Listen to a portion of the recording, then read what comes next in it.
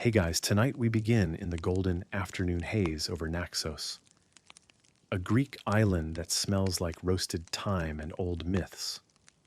The sea is a mirror today, and the cicadas are in full swing, performing their usual rhythmic percussion on the olive branches above your head.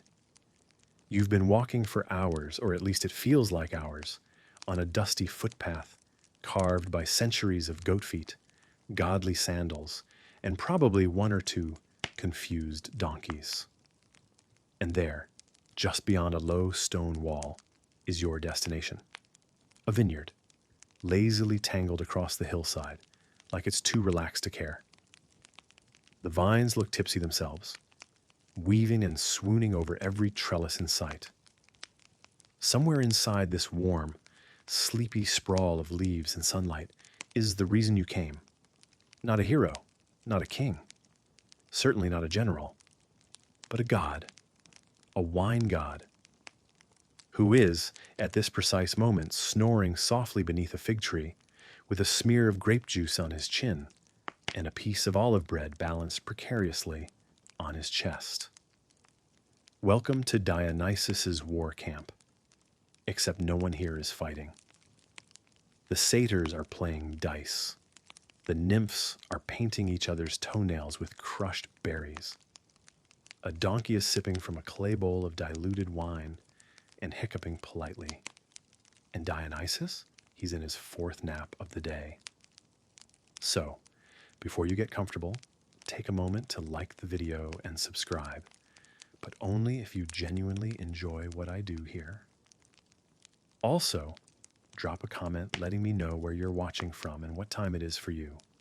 Now, dim the lights, maybe turn on a fan for that soft background hum, and let's ease into tonight's journey together. You tiptoe closer to the god. He smells like honey and eucalyptus. His ivy crown is a little crooked, and one sandal dangles halfway off his foot, like it gave up halfway through a sentence. Someone, probably a satyr, has drawn a mustache on his cheek in fermented fig ink. This is not what you expected when you heard God of Revelry. But then again, history often leaves out the naps. Naxos, a sun-washed island that once held Theseus and Ariadne, is now temporarily hosting a war effort that has somehow gone horizontal. Technically, Dionysus is supposed to be preparing for a minor conflict between two neighboring mortal tribes. You're told it started over a goat, or maybe a ram, or possibly a blanket embroidered with Poseidon's face, depending on who you ask. The point is, someone somewhere is waiting for a divine commander to show up and smite something. But the only thing being smitten here is a basket of figs. Smited? Smote? Historians still argue over the correct past tense. You glance around and spot a scroll fluttering lazily in the breeze.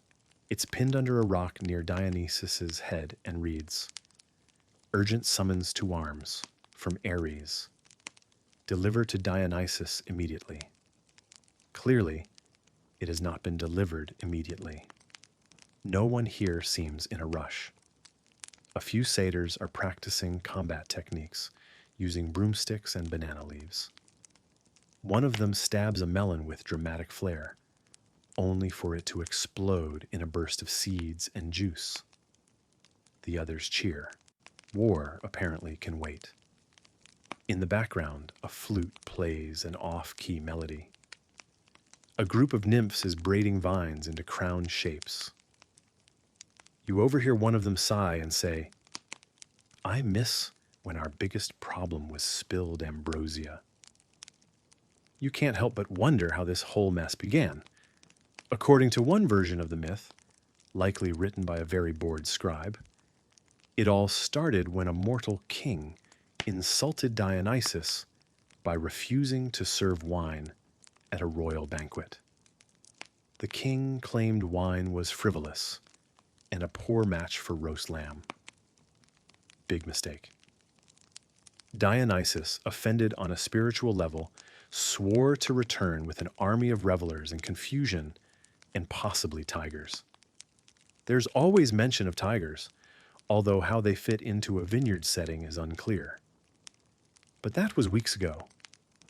Since then, instead of marching into glory, the god has wandered from island to island, throwing half-hearted parties and taking naps that last entire lunar phases. Some say it's part of a larger divine strategy.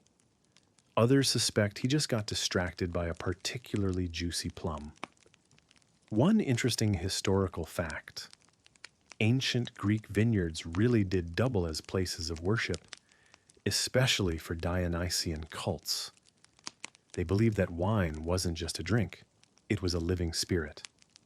The fermentation process itself was sacred, so technically, Dionysus isn't slacking off. He's communing with the grape. The birds above you chirp as if to agree. One of them lands briefly on Dionysus' stomach, looks around, then takes off again. The god doesn't stir. Suddenly a breeze kicks up, and the smell of sea salt drifts in from the coast. You close your eyes for a moment and listen. The world hums gently. Time feels like it's paused, like someone pressed the universe's snooze button. And perhaps it has. Because this isn't just a vineyard. It's a moment suspended between myth and memory, where gods can sleep in the open, and no one questions why the war hasn't started yet. A satyr nearby sneezes violently, sending a basket of grapes tumbling down the hill. No one bothers to chase it. You take a seat on a flat stone beside the god, careful not to wake him. He mumbles something about figs and ambrosia in his sleep, then silence again. And so you wait. Because sometimes, even in mythical conflict, the only thing to do is nap. Dionysus, god of wine and unintentional naps, didn't ask to be involved in this war. He didn't sign any scroll, didn't forge alliances, didn't sharpen a sword. If anything, he was mid-Chardonnay when the invitation arrived, delivered by Hermes, of course, who zoomed in, muttered something about divine responsibility, and vanished before Dionysus could even offer him a grape. You were there, remember? You just found a shady spot under a fig tree. You were halfway into a date stuffed with walnuts. And suddenly, swoosh, sandals, scroll, and complaints. Dionysus didn't even open the scroll for 3 days. And when he did, he sighed dramatically, flopped onto his wine-stained chaise lounge, and declared, "I'd rather take a nap in a vineyard than spill blood for a goat." Still, the divine world has a funny way of pulling people in, especially when they're trying to tiptoe out. It turns out, when two mortal factions are at war and neither can claim divine backing, the squabble becomes far less impressive. The Scythians had already claimed vague favor from Artemis, though historians still argue whether she even noticed. The Thracians, in desperation, tried to woo Athena, who reportedly sent a polite refusal carved into a stone olive. So the whispers began. Surely Dionysus will take a side. He was a wild card, a god of chaos, of wine, frenzy, and goat dances. The kind of divine wild card you called on when no one else RSVP'd to your sacred war. And what did Dionysus do? He wandered straight into Naxos and declared it his personal sabbatical island, laid out silk pillows beneath a fig tree, and announced his allegiance to no one but the grape. Meanwhile, the other gods had opinions, many, loud ones. Ares, of course, was outraged. "You cannot just opt out of a sacred blood feud," he bellowed at a cloud one morning, assuming Dionysus was listening from somewhere behind it. Athena was less dramatic, but far more cutting. Perhaps if he read a book, instead of bathing in wine, he'd know what honor demands. Even Hera had words, mostly grumbles about how Dionysus always got away with things because he was pretty and brought wine to meetings. But Dionysus didn't care, not because he's careless, but because, well, sleep is sacred too.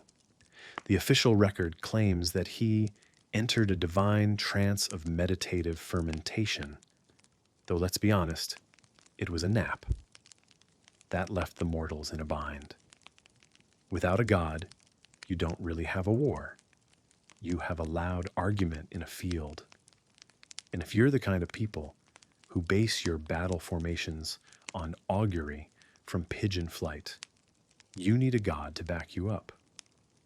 So envoys were sent. The Thracians offered an amphora of their finest honey wine.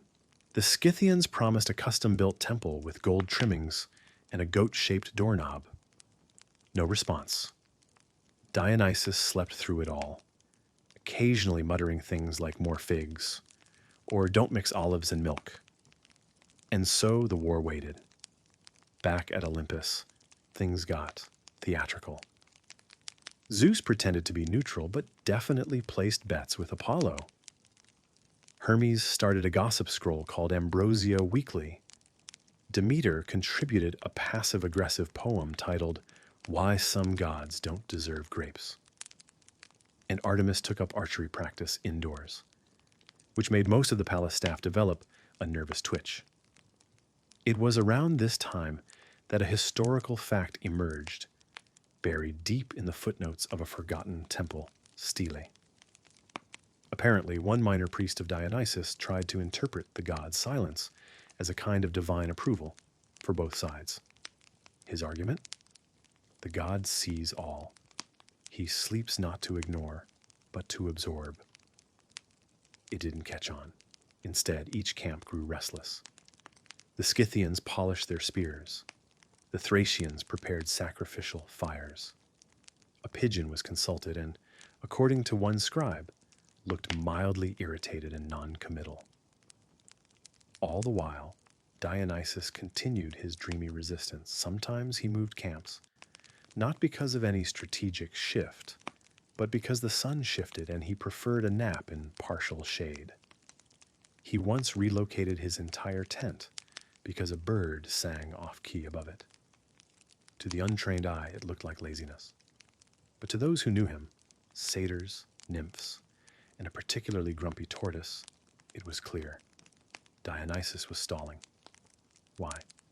Some say he saw the war for what it was, a pointless tiff over pride, masks, and misunderstood prophecies. Others believe he was simply too fond of the wine on Naxos to leave. A more fringe theory offered by the Olive Pit Oracle, we'll get to her soon, claims Dionysus knew exactly how this would play out. That his absence was a move, not a nap, a divine refusal to feed the flames. Still, that didn't stop the demands from piling up.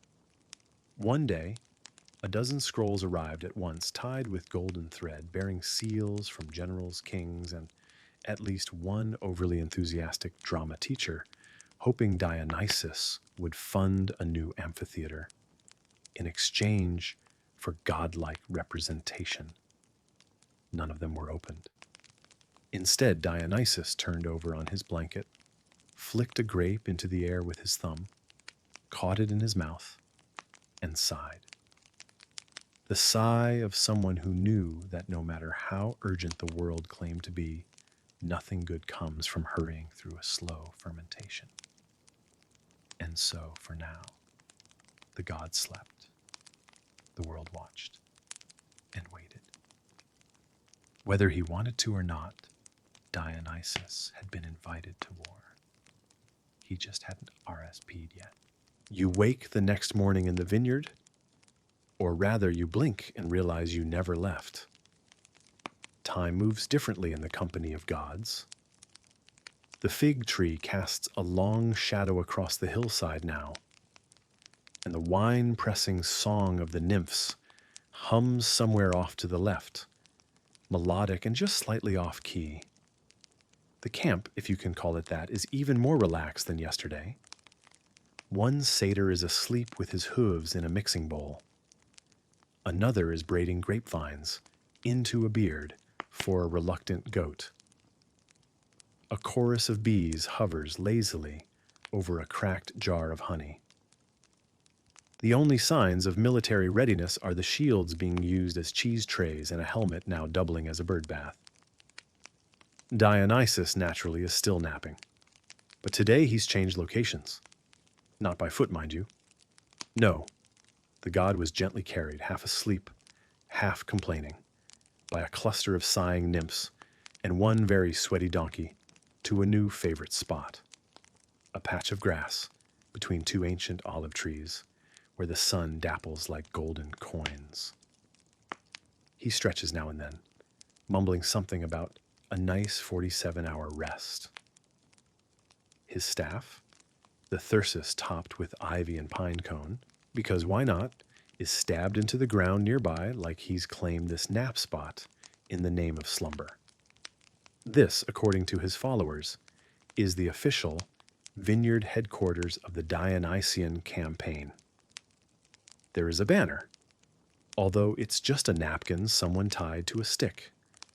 You walk through the vines, brushing past heavy clusters of dark grapes, their skins already puckered and sweet.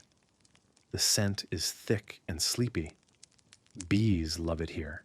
So do poets. So do philosophers who got bored of arguing about metaphysics and just wanted a decent drink. And now you know why Dionysus chose this place to ignore a war.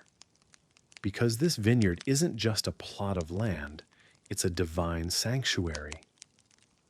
The soil, legend says, was once blessed by Demeter herself after she got a particularly good sunburn and fell asleep in the field. The grapes here ferment faster, sweeter. The wine turns cloudy when the moon is full and tastes like laughter when poured in spring. It is, to put it simply, the perfect place to forget why anyone would ever want to fight. The mortals trying to get Dionysus's attention, of course, have no idea what's going on. From a distance, the god's inactivity looks suspiciously like diplomacy. He's planning something big, one Thracian scout whispers to another. You don't sleep this much unless you're about to destroy someone, Scythian generals agree. It's the calm before the wine-soaked storm, one says, furiously polishing a ceremonial helmet. Historians still argue whether these assumptions were born of military paranoia or simple admiration for the art of avoidance. Meanwhile, a small group of followers gathers at the edge of the vineyard, where a natural spring bubbles lazily from between two limestone rocks. They light incense made of rosemary and fig bark, mumble a hymn in poorly memorized Greek, and leave out offerings, honey cakes, coins, one suspiciously old wheel of cheese, and of course wine. You squat nearby, observing. One of the followers, a girl with grape juice on her elbow and ivy in her hair, whispers, "We ask for his guidance in this sacred hour of waiting, or at least for a sign that he hears us." Just then, Dionysus lets out a gentle snore. Not dramatic, just enough to rustle a leaf. The entire group bows in reverence. As you head back toward the olive grove, you pass a strange little corner of the vineyard you hadn't noticed before. There's a low stone wall covered in moss, and behind it, something like a shrine. Inside are offerings not to the god himself, but to his naps. Tiny cushions made of lamb's wool, lavender bundles, a carved tablet that reads, "Do not disturb, he's dreaming of ambrosia again." One nymph, lounging nearby with a fennel fan, tells you this is the vineyard of sacred slumber. "It's where dreams are fermented like the wine," she says, yawning. She gestures toward a tree stump covered in scribbled notes. Those are the things he's said in his sleep. Some believe they're prophecies. You glance at one that reads, The cheese knows the truth. Another says, dance sideways through garlic smoke. And another larger, carefully carved reads, war is a hangover you haven't earned. You smile. Maybe this is a strategy, in its own Dionysian way. Suddenly someone calls out. It's one of the satyrs. He's pointing excitedly towards the valley below. A small cloud of dust is rising. Horses, soldiers, a Scythian scouting party. You'd think this would cause a panic, or at least a bit of movement. But no one here seems especially bothered. One satyr tries to wave, but knocks over his wine instead. A nymph throws a grape with shocking accuracy and knocks a helmet off one of the riders. It's not an act of war, just commentary. And Dionysus? He doesn't even open his eyes. Instead, he smiles faintly, turns his head toward the shade and whispers, let them stew. The wine's not ready yet. And just like that, the vineyard returns to stillness. So you sit, you wait. Because sometimes the god who doesn't move at all is still running the show. By now you've figured out that this war isn't exactly what the bards would call urgent, or heroic, or happening.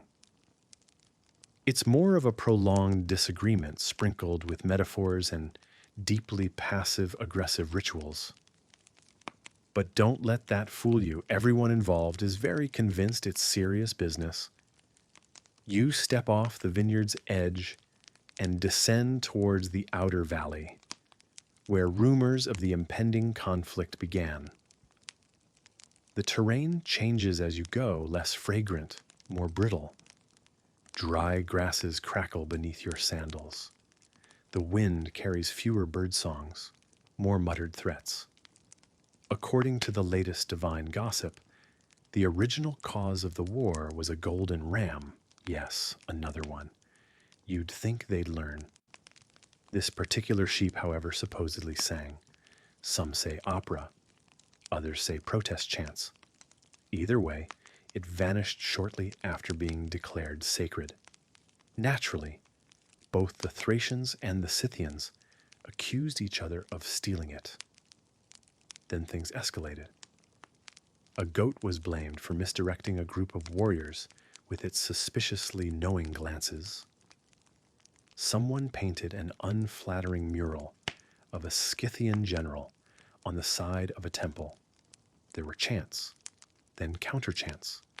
Finally, someone flung a fig. And now here we are, two armies staring each other down across a rocky gorge, waiting for a divine sign. Or at least a very persuasive breeze. You stop to observe them from a cliff. On one side, the Thracians glint in bronze, feathers pinned to their helmets, in styles best described as ambitiously festive. On the other hand, the Scythians wear leather, dark and minimal, like they're trying to win a brooding contest. A single banner waves awkwardly in the middle. It's supposed to be white, a symbol of peace, but someone accidentally used their laundry sheet, so it smells faintly of lavender and cheese. You ask one of the scouts what the current strategy is. He shrugs and says, wait for Dionysus, or for someone to get bored. Spoiler, it's going to be the latter. Back at the Dionysian vineyard, the only thing approaching battle is a group of nymphs arguing over whether crushed cherries or fermented plums give better color to their ceremonial wine. The satyrs are debating whether they can turn an empty amphora into a hot tub. So far, it just looks like a pot someone sat in too long. But down here in the valley, people are ready. They've sharpened weapons, oiled shields, and even composed dramatic chants. Unfortunately, there's no one to perform them to. One odd bit of history you overhear.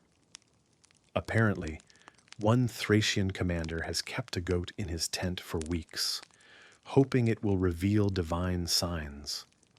It hasn't. All it's done is eat half a map and fall asleep on a ceremonial helmet. Still, he insists it's a symbol. The soldiers call it General Chevre. Meanwhile, on the Scythian side, rumors swirl of a prophet who claims to see visions in campfire smoke. She reportedly saw an image of Dionysus dancing in a barrel, or drowning, or waving a large spoon. Interpretations vary wildly, and the prophet may have been sniffing too much pine resin. But the result is the same. Both sides are locked in a tense, nervous lull. Spears are leaned on more than they're lifted. Campfires smolder with more skepticism than war songs. And in the middle of it all, the absence of Dionysus palpable, maddening, oddly comforting. You walk among the tents, hear the frustration in whispers. "He's not coming," one archer mutters. "Or if he is, he's bringing wine instead of weapons." Another replies, "That is a weapon, if you drink enough." Back up the hill, you pause under the olive trees again. A new scroll has arrived, this one sealed with wax shaped like a very concerned-looking goat. You can't read it. Neither can the satyr who tried. But they're using it as a fan now, so it's not totally useless. Dionysus remains still. His breathing is slow, peaceful, intentional. Some of the nymphs now say the god is fasting from action. Others say he's letting the vines speak for him.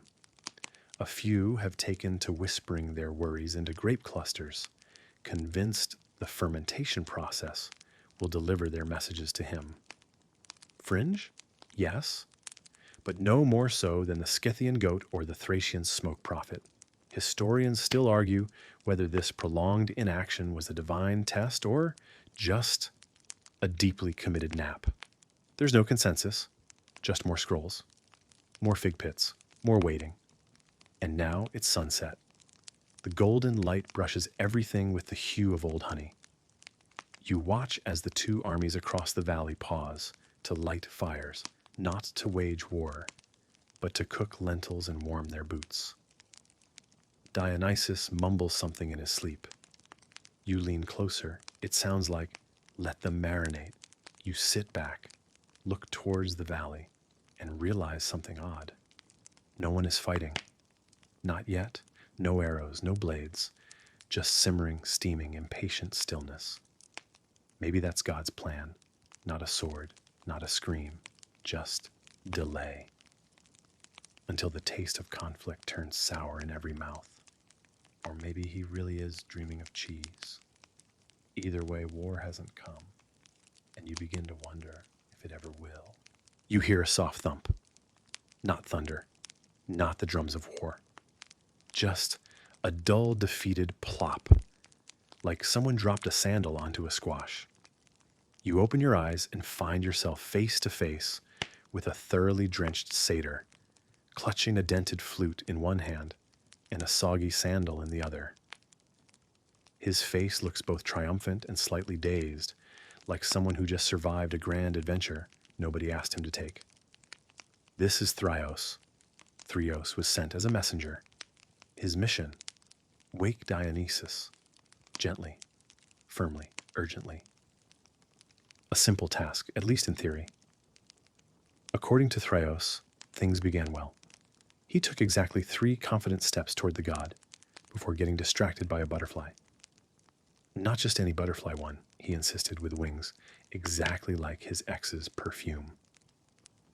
After that, he tripped into a stream, lost one sandal, and spent several hours serenading what turned out to be 3 disinterested sheep.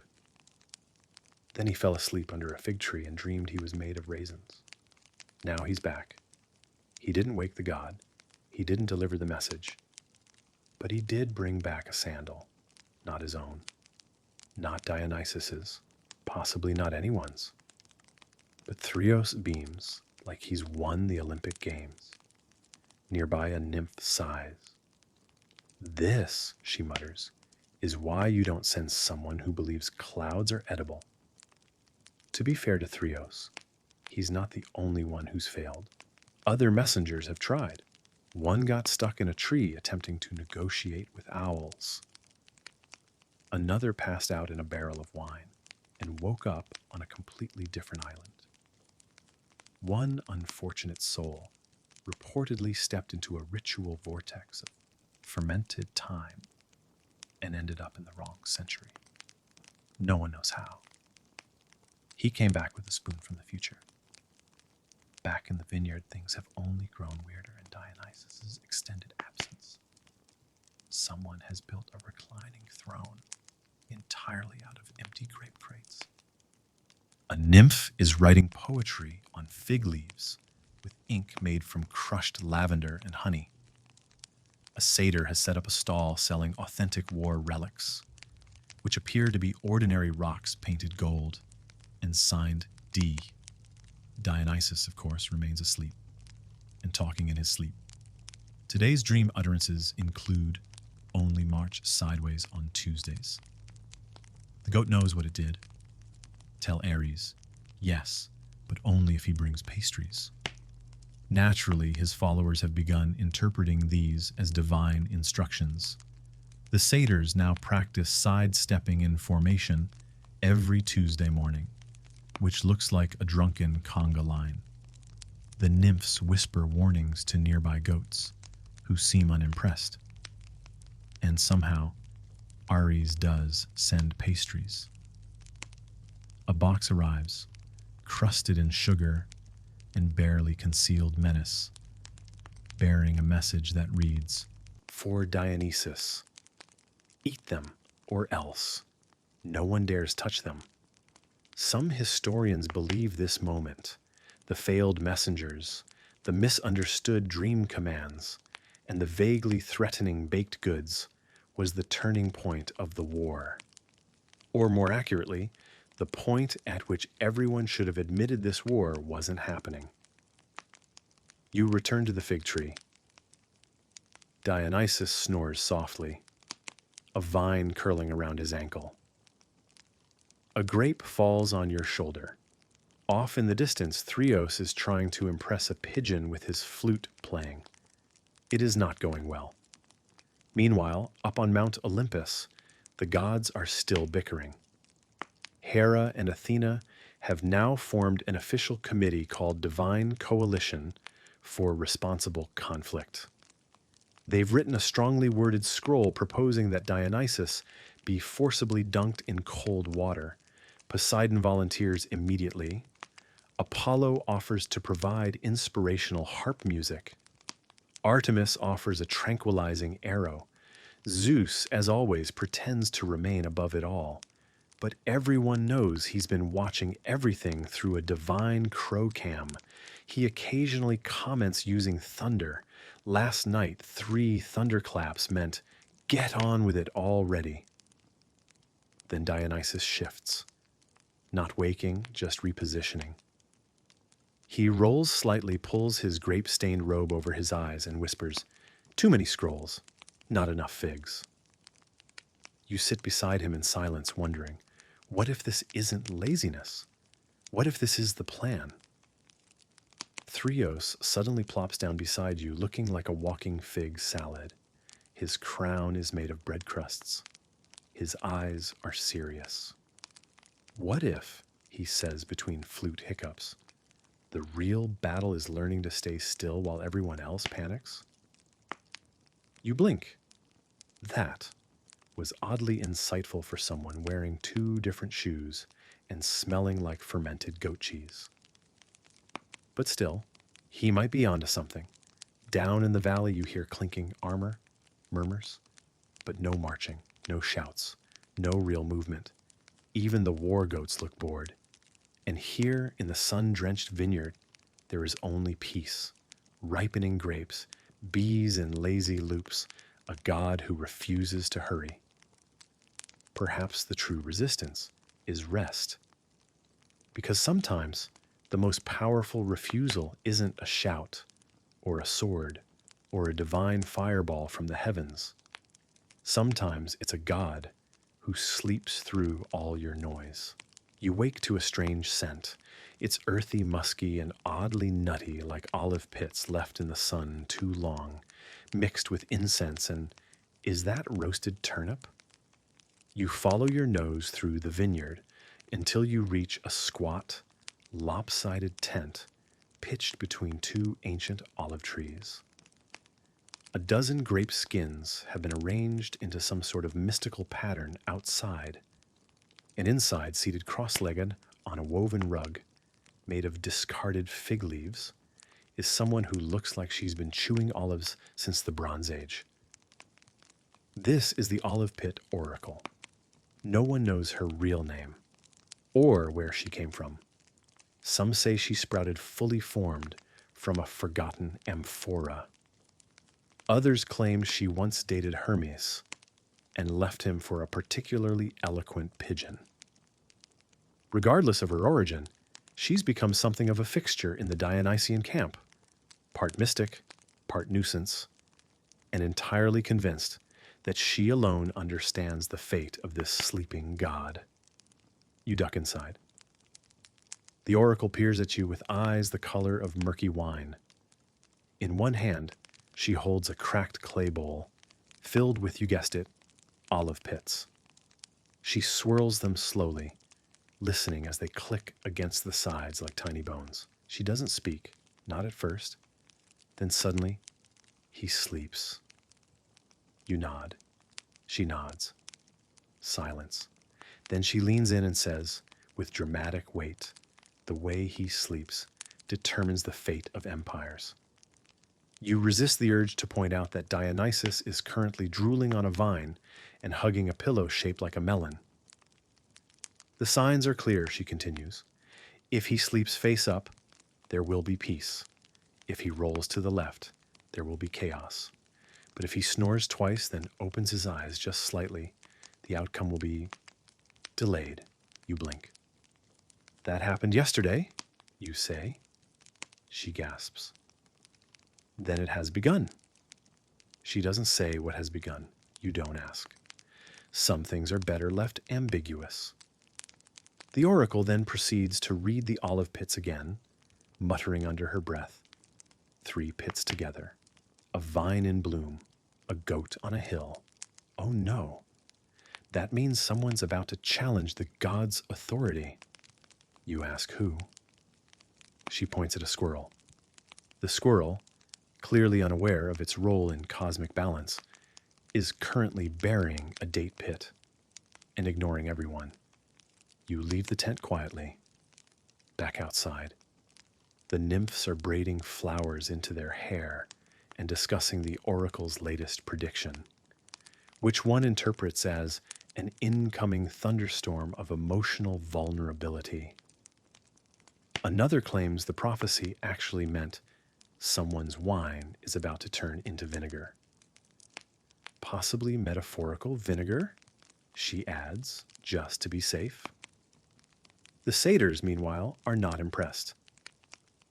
I once predicted a wine shortage using only my elbow, one grumbles. You caused that shortage, another replies. By drinking everything. Debate aside, the oracle's influence is growing. People begin checking Dionysus's sleeping position hourly. One nymph starts keeping a log. 9:14 a.m. Face down, slight mumble. 11:27 a.m. on back. Both arms above head. 1 foot twitching. 1 o'clock, 2 p.m. Curled around an amphora. Whispered cheese. Scholars would later refer to this period as the watchful nap, a time of profound stillness where entire strategies were planned based on the divine geometry of a reclining god. Meanwhile, you overhear a Thracian scout in the valley say something strange.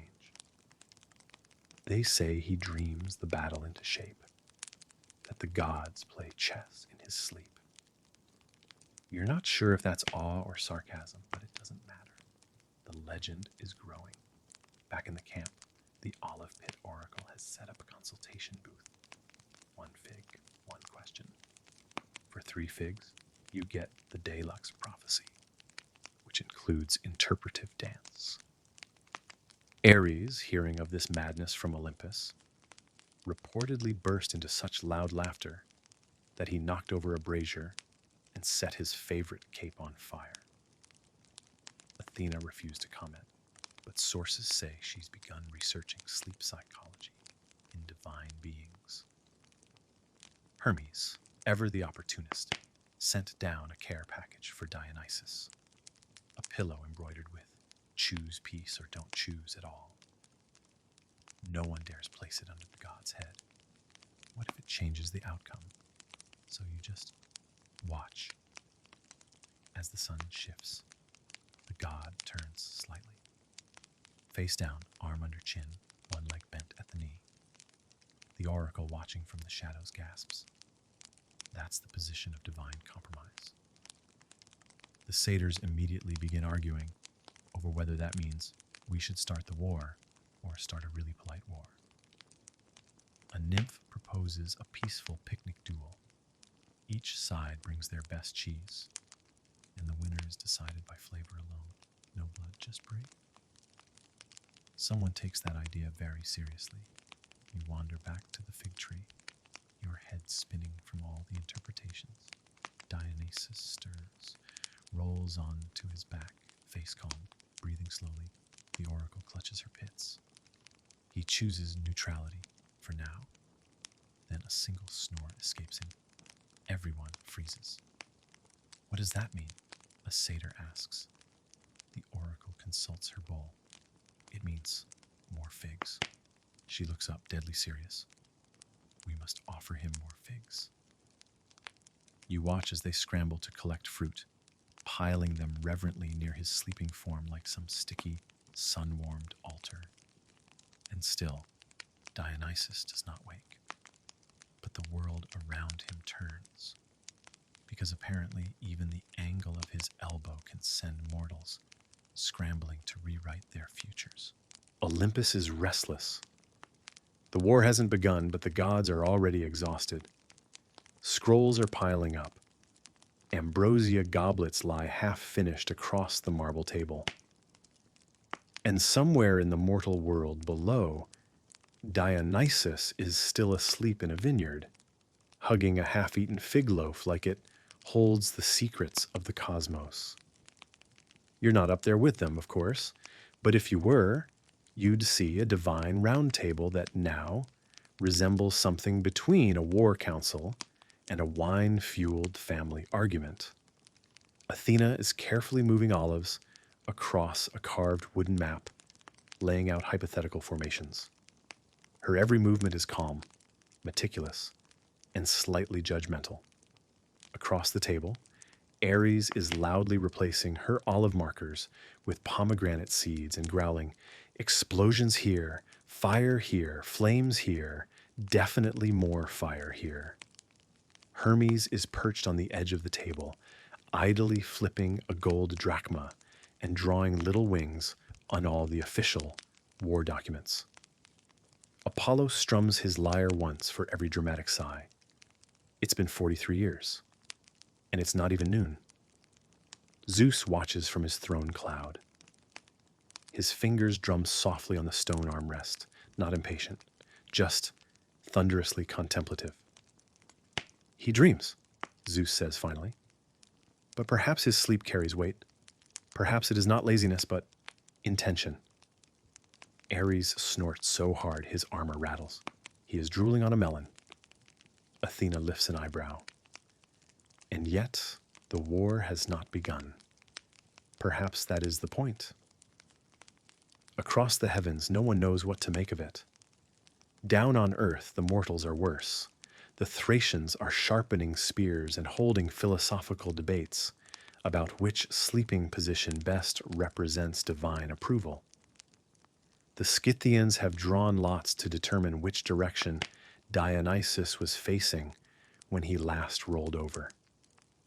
No one wants to strike first, because if you strike first and Dionysus wakes up displeased, well, there's always the possibility you get turned into a wine jug, or worse, a chorus flute in a tragic play no one watches.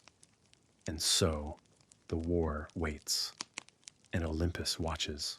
Hera speaks next, her voice clipped and cold. "Let me go down there," she says. "One whisper in his ear, and he'll be on his feet."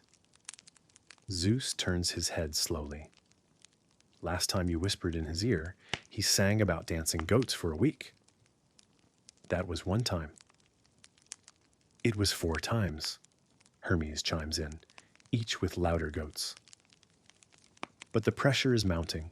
Mortals are growing restless. Ares paces now, declaring loudly that if Dionysus doesn't get up by the next moon, he will personally start the war. Divine neutrality be damned. Athena, meanwhile, starts drafting a treatise titled On the Tactical Significance of Selective Inaction. Back on Earth, in the sun-drenched vineyard, the god himself hasn't moved, not even a twitch. Nymphs are now maintaining an hourly log of his position. 7 a.m., face down. Dream muttering about dates. 10:30 a.m., rolled to the left. Whispered, "Grapes aren't ready yet." 12:15 p.m., one eye fluttered, then closed again. Even this silence has become scripture. Then, just past midday, something happens.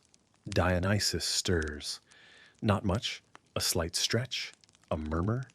His hand reaches lazily for a cluster of grapes hanging just above his head. He plucks one, chews slowly. Everyone freezes.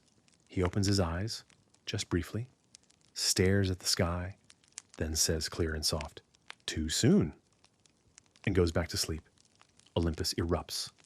Ares flips a table. Apollo's lyre shrieks a dissonant chord.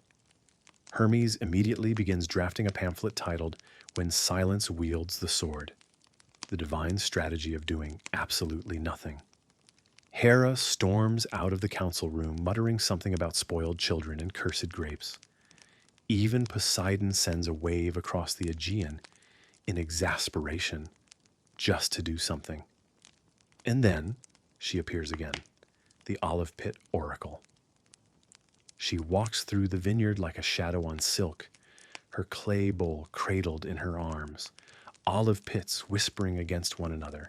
The followers part, the satyrs bow, the nymphs hold their breath. She kneels beside the god, she watches, and then she speaks. He chooses patience. The words ripple. They echo across valleys and into the ears of generals. They scrawl themselves into the footnotes of scribes. They nest in the minds of warriors who now debate whether patience means to wait, retreat, or dance slowly in a circle while chanting something poetic. One satyr takes it to mean that naps are now sacred. Another starts a wine fast in honor of the god's stillness. A Thracian priest attempts to stage a dramatic reenactment of the choosing of patience using fruit, 2 cloaks, and a goat named Sylvia. Back in the vineyard, the atmosphere has shifted. It's not peace, but it's not war either. It's pause. And somehow, that pause has power. Even Ares, back on Olympus, falls quiet, just for a moment. Watching the vineyard below, the god of rage finds himself wondering not aloud, of course, if perhaps Athena was right. Zeus leans back on his throne, eyes half closed. Perhaps the truest strength, he says, is knowing when not to act. Hermes raises a scroll and says, "That'll sell better with a catchy title." But no one laughs, because they're all looking now. All are watching that patch of sun-dappled earth where a god sleeps. And despite all their pride, all their tempers, all their power, they can't deny it. Without raising a sword, without casting a spell, without lifting so much as an eyelid, Dionysus holds them all in suspense. He snores softly. The bees return to their buzzing. A nymph begins to hum. And somewhere between that snore and the next, the world stays still. The afternoon light softens as it stretches across the vineyard. Golden, drowsy. Everything seems to move slower now. Even the bees, even the wind. You're sitting beneath the same fig tree as always, where the leaves hum gently overhead, and Dionysus continues his heroic campaign of not moving. The god is exactly where you left him. Same robe, same grape stain on his chin, same satisfied sigh curling out of his lips every few minutes. You've watched him nap for so long that you're starting to recognize the patterns in his breathing. One long exhale means contentment. Two short ones? Probably dreaming of cheese. Not that you're complaining. The longer he sleeps, the more the war below turns into something else entirely. You stand, stretch your legs, and decide to wander downhill to the edge of what was supposed to be the battlefield. Once there was a clear divide. Scythians to the east, Thracians to the west. Both sides glaring over their polished shields, waiting for divine instruction. Now, that line has blurred, quite literally. It started apparently with wine. A single amphora, uncorked in reverence, someone had said. One toast in Dionysus's name. Just to get the mood right. But you know how this goes. One toast becomes two. Two turns into, we may as well open another. And before long, the entire valley smells like fermentation, roasted garlic, and slightly reckless diplomacy. As you arrive, you're greeted not by battle cries, but laughter. Scythians are sitting on upturned shields, playing music on pan flutes made from reeds. Thracians are sketching grapes into the dirt, drawing tactical fruit diagrams no one is sober enough to interpret. At the center, someone has set up a shared fire pit. Around it, soldiers from both sides are sitting cross-legged, arguing over who makes better hummus.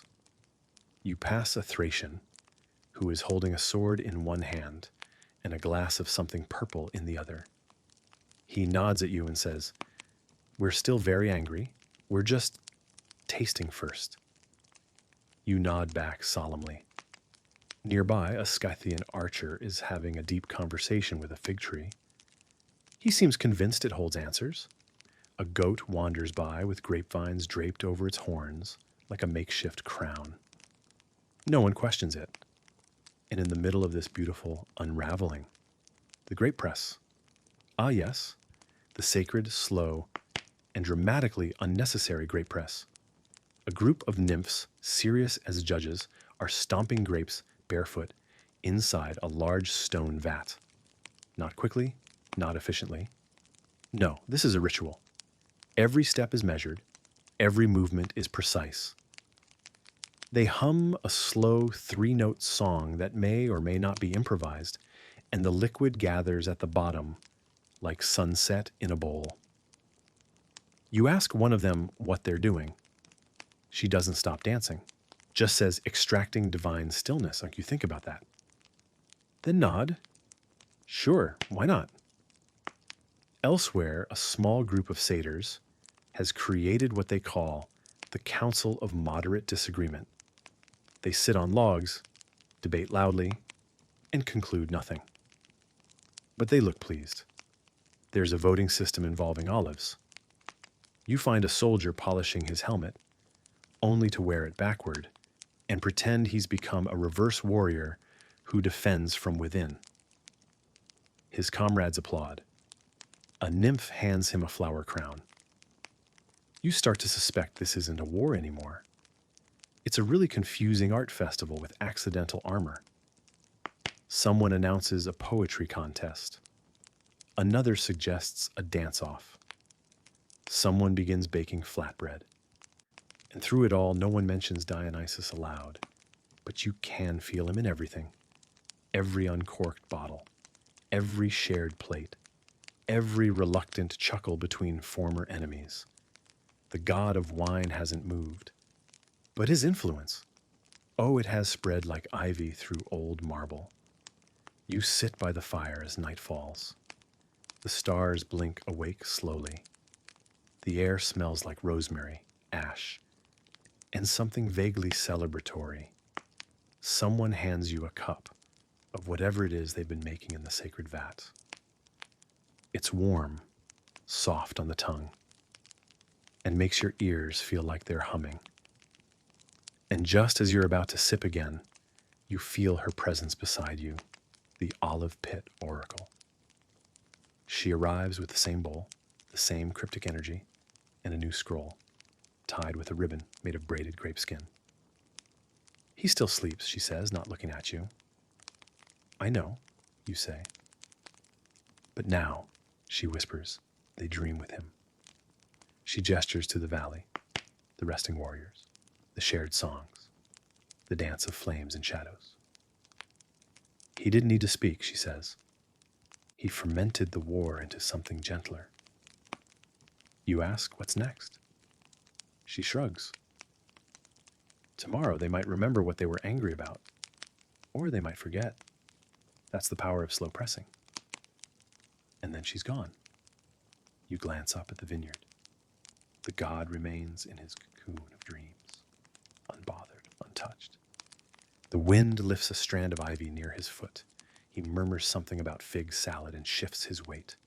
Just a little, not a command, not a sign, just softness. And somehow, that's enough. Because tonight, the war has been postponed by wine, not conquered, not solved, just lovingly stalled. Tomorrow may bring blades, but tonight brings a song. And a single god, still asleep, holds the peace like a grape between his fingers. The vineyard wakes slower than the sun. First the bees, then the satyrs, then a chorus of groans, yawns, and the soft thud of someone falling out of a grape basket. The vines stretch towards the light, like they're in on the secret that this isn't just morning. It's a quiet victory. You rise too, brushing olive leaves from your shoulders, and make your way to the ridge overlooking the valley. Where a war was once meant to happen, something else is taking shape. There's movement now, but not in the way of battle formations. It's more like a village market after a storm, people tidying, mumbling, asking what day it is. Then you hear it, a long, shaky note from a war horn that's been badly mistreated. The kind of sound a donkey might make if it tried to sing. You squint toward the sound, and there he is, a Thracian herald, standing on a wine barrel, wobbling slightly in the breeze. His helmet sits too low on his brow, and he's holding a scroll so long it touches the ground, curls around his feet, and threatens to roll back uphill. He coughs dramatically. This, he begins, is the official report of the unfought war between the noble warriors of Thrace and Scythia as observed during the sacred pause of Lord Dionysus. Someone nearby snickers. The herald glares, then clears his throat again. Let it be known, he continues, that hostilities did not commence not due to cowardice nor confusion, but because divine silence required interpretation. There's a polite smattering of applause. One satyr claps twice, then sneezes into a grape. You sit among a crowd of onlookers, Scythians, Thracians, nymphs, wandering shepherds, and one goat that keeps chewing someone's shield strap. No one moves to stop it. The herald reads on. Recorded incidents of honorable interaction include 3 shared fire circles, 1 communal bread stamping ritual, 4 minor disputes over cheese texture, and a mid-valley impromptu flute duel declared a tie due to mutual dizziness. You glance around. People are nodding. Some look embarrassed. Others seem relieved. The scroll continues. Additional notes from neutral observers cite an unauthorized goat knighting, a synchronized nap, 1 case of mistaken identity involving a helmet and a basket of plums, and a flamingo-related interruption resulting in temporary unity through mutual confusion. You blink. You hadn't heard about the flamingo. The herald, unfazed, lifts his voice. Thus, it has been concluded by unanimous non-vote that no formal battle occurred, no side declared victory, and the god Dionysus, in his infinite repose, is considered to have absorbed the conflict through passive dominion. More applause. Someone pops a wine cork. A Scythian tosses a fig to a Thracian, who catches it without hesitation. But the herald isn't done. As such, this war shall henceforth be referred to as the hesitation of spears, or in less formal circles, that time we all drank instead. The scroll ends there, though he takes a dramatic pause, as if to leave room for interpretation. Then he bows, trips slightly on his own scroll, recovers. The crowd disperses without ceremony, and somehow that's the most fitting ending of all. No declarations, no parades, just people walking away, a little less tense, a little more sun-warmed, and mildly buzzed on fermented diplomacy. You return to the vineyard slowly. Back up the hill, Dionysus still sleeps. His mouth is slightly open.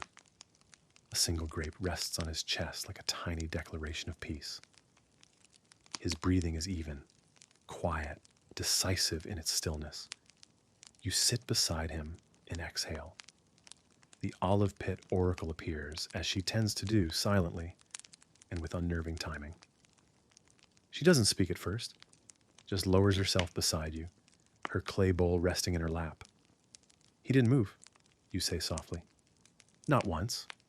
She smiles. And yet everything moved around him. She holds up a fresh olive pit. History usually favors the loud ones, the conquerors, the kings. But sometimes she presses the pit into your hand. It remembers the stillness too. You roll the pit in your palm. It's smooth, unassuming, but suddenly it feels weighty. You look at Dionysus again, the god of wine, of revelry, of collapse and bloom. He didn't swing a sword, didn't issue a command. He just refused to hurry. And in doing so, he slowed the whole world around him. Below, the Thracians are packing up. One of them hugs a Scythian awkwardly. A satyr plays a farewell tune on a badly tuned harp made from a broken helmet. Someone begins handing out bread. The war has ended without ever beginning. Not with blood, but with bread, with laughter, with sun-warmed stone and soft grapes, and too many songs that started with just one more. You stay a little longer beside the god. The wind is softer now. The earth is quieter. And somehow, without fanfare, you realize that the sleeping figure next to you did more by dreaming than most gods do awake. The day unfolds like a slow yawn. The vineyard, once filled with anticipation and strange prophetic snacks, has settled into something softer, not quite a celebration, not quite closure, but something in between. A slow breath, a subtle shift, a ripple in the stillness that doesn't come from swords or scrolls, but from spoons, ladles, and the clink of pottery against stone. You're sitting at the edge of the camp again, fig tree overhead, Dionysus still asleep beside you.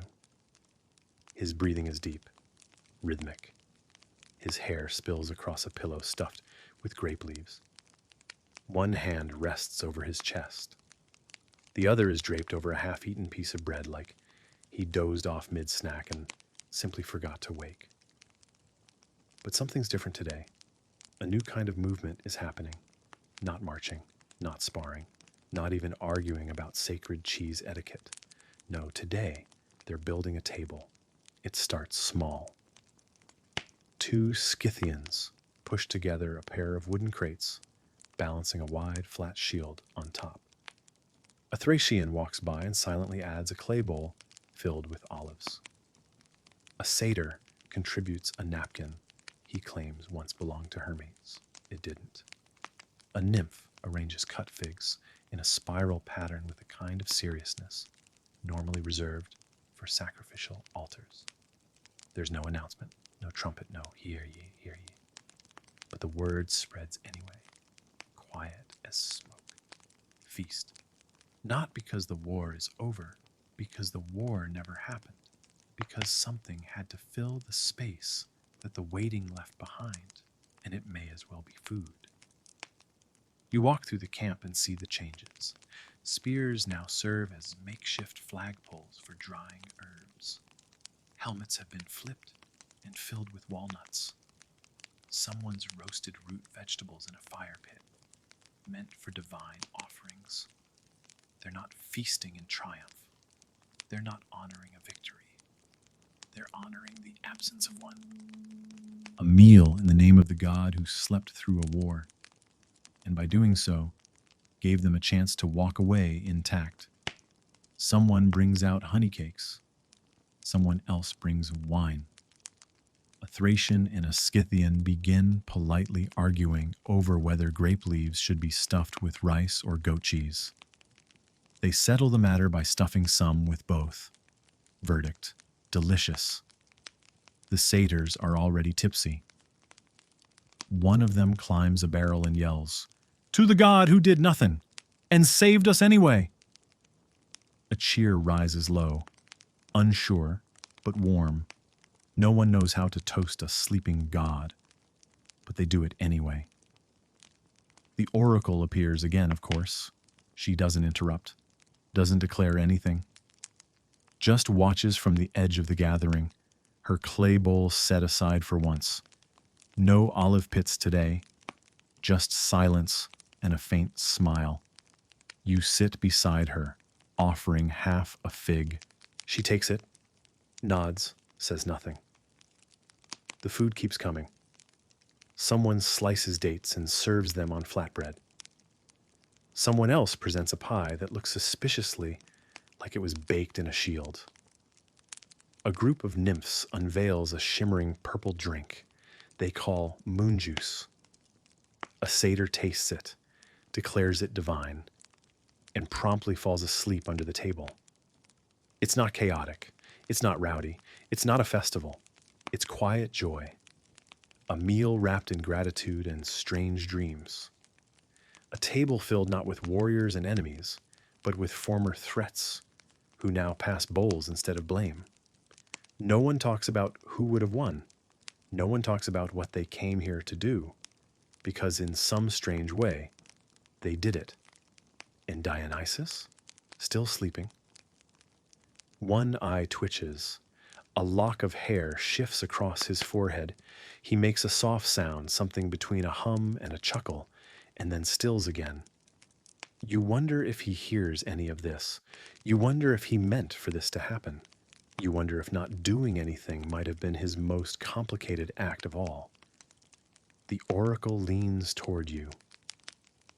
Some gods raise armies, she says softly. He raised stillness, and stillness raised peace. You look at her, then at the table, then at the god beside you. You're starting to understand something. He didn't need to act. He just needed to remain, to not be pulled into pride, to not be baited by noise, to trust that waiting long enough, quietly enough, would let the world remember itself, one fig at a time. As night falls, the feast continues beneath the olive trees. They light small fires. They sing old songs. They share strange stories that no one can quite remember the start of. Someone gifts a pair of socks to a goat. Another weaves a grapevine crown and places it on a napping Thracian's head. And above it all, the stars blink open. You lie back beside the fig tree. Dionysus sighs in his sleep, shifts ever so slightly. But he doesn't wake. He doesn't need to. His work, as it turns out, was never in the doing. It was in the waiting room. And now, beneath the laughter, beneath the olive smoke, Beneath the soft drum of footsteps and spoons and lullabies, you realize the truth. This was never a war story. It was a story about not going to war, and that's something worth staying awake for. Or maybe, just maybe, something worth dreaming through.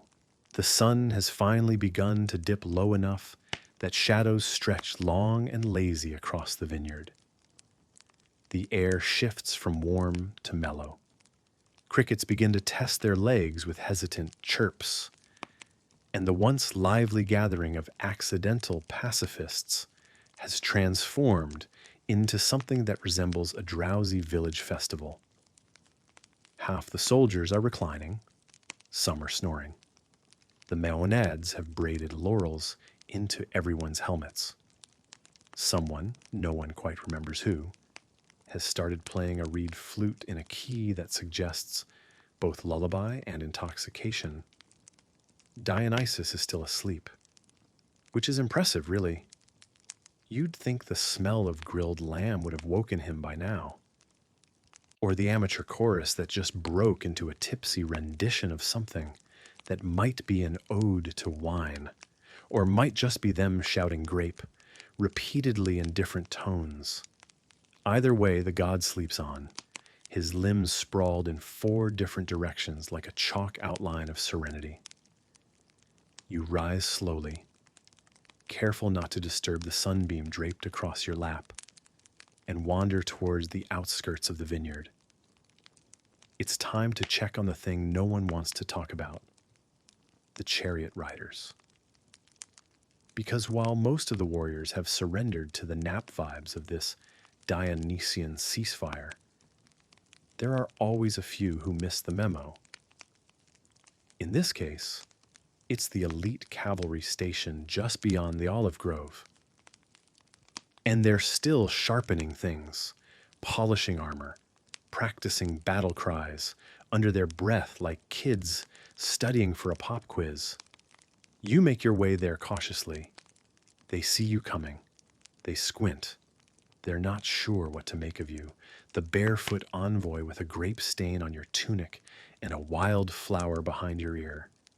You do not look like someone who brings war. One of the captains, a square-jawed man with a voice like gravel and posture like a statue, steps forward. "Has the signal been given?" he asks. You hesitate. "Well," you say slowly, "not exactly." He narrows his eyes. "What do you mean?"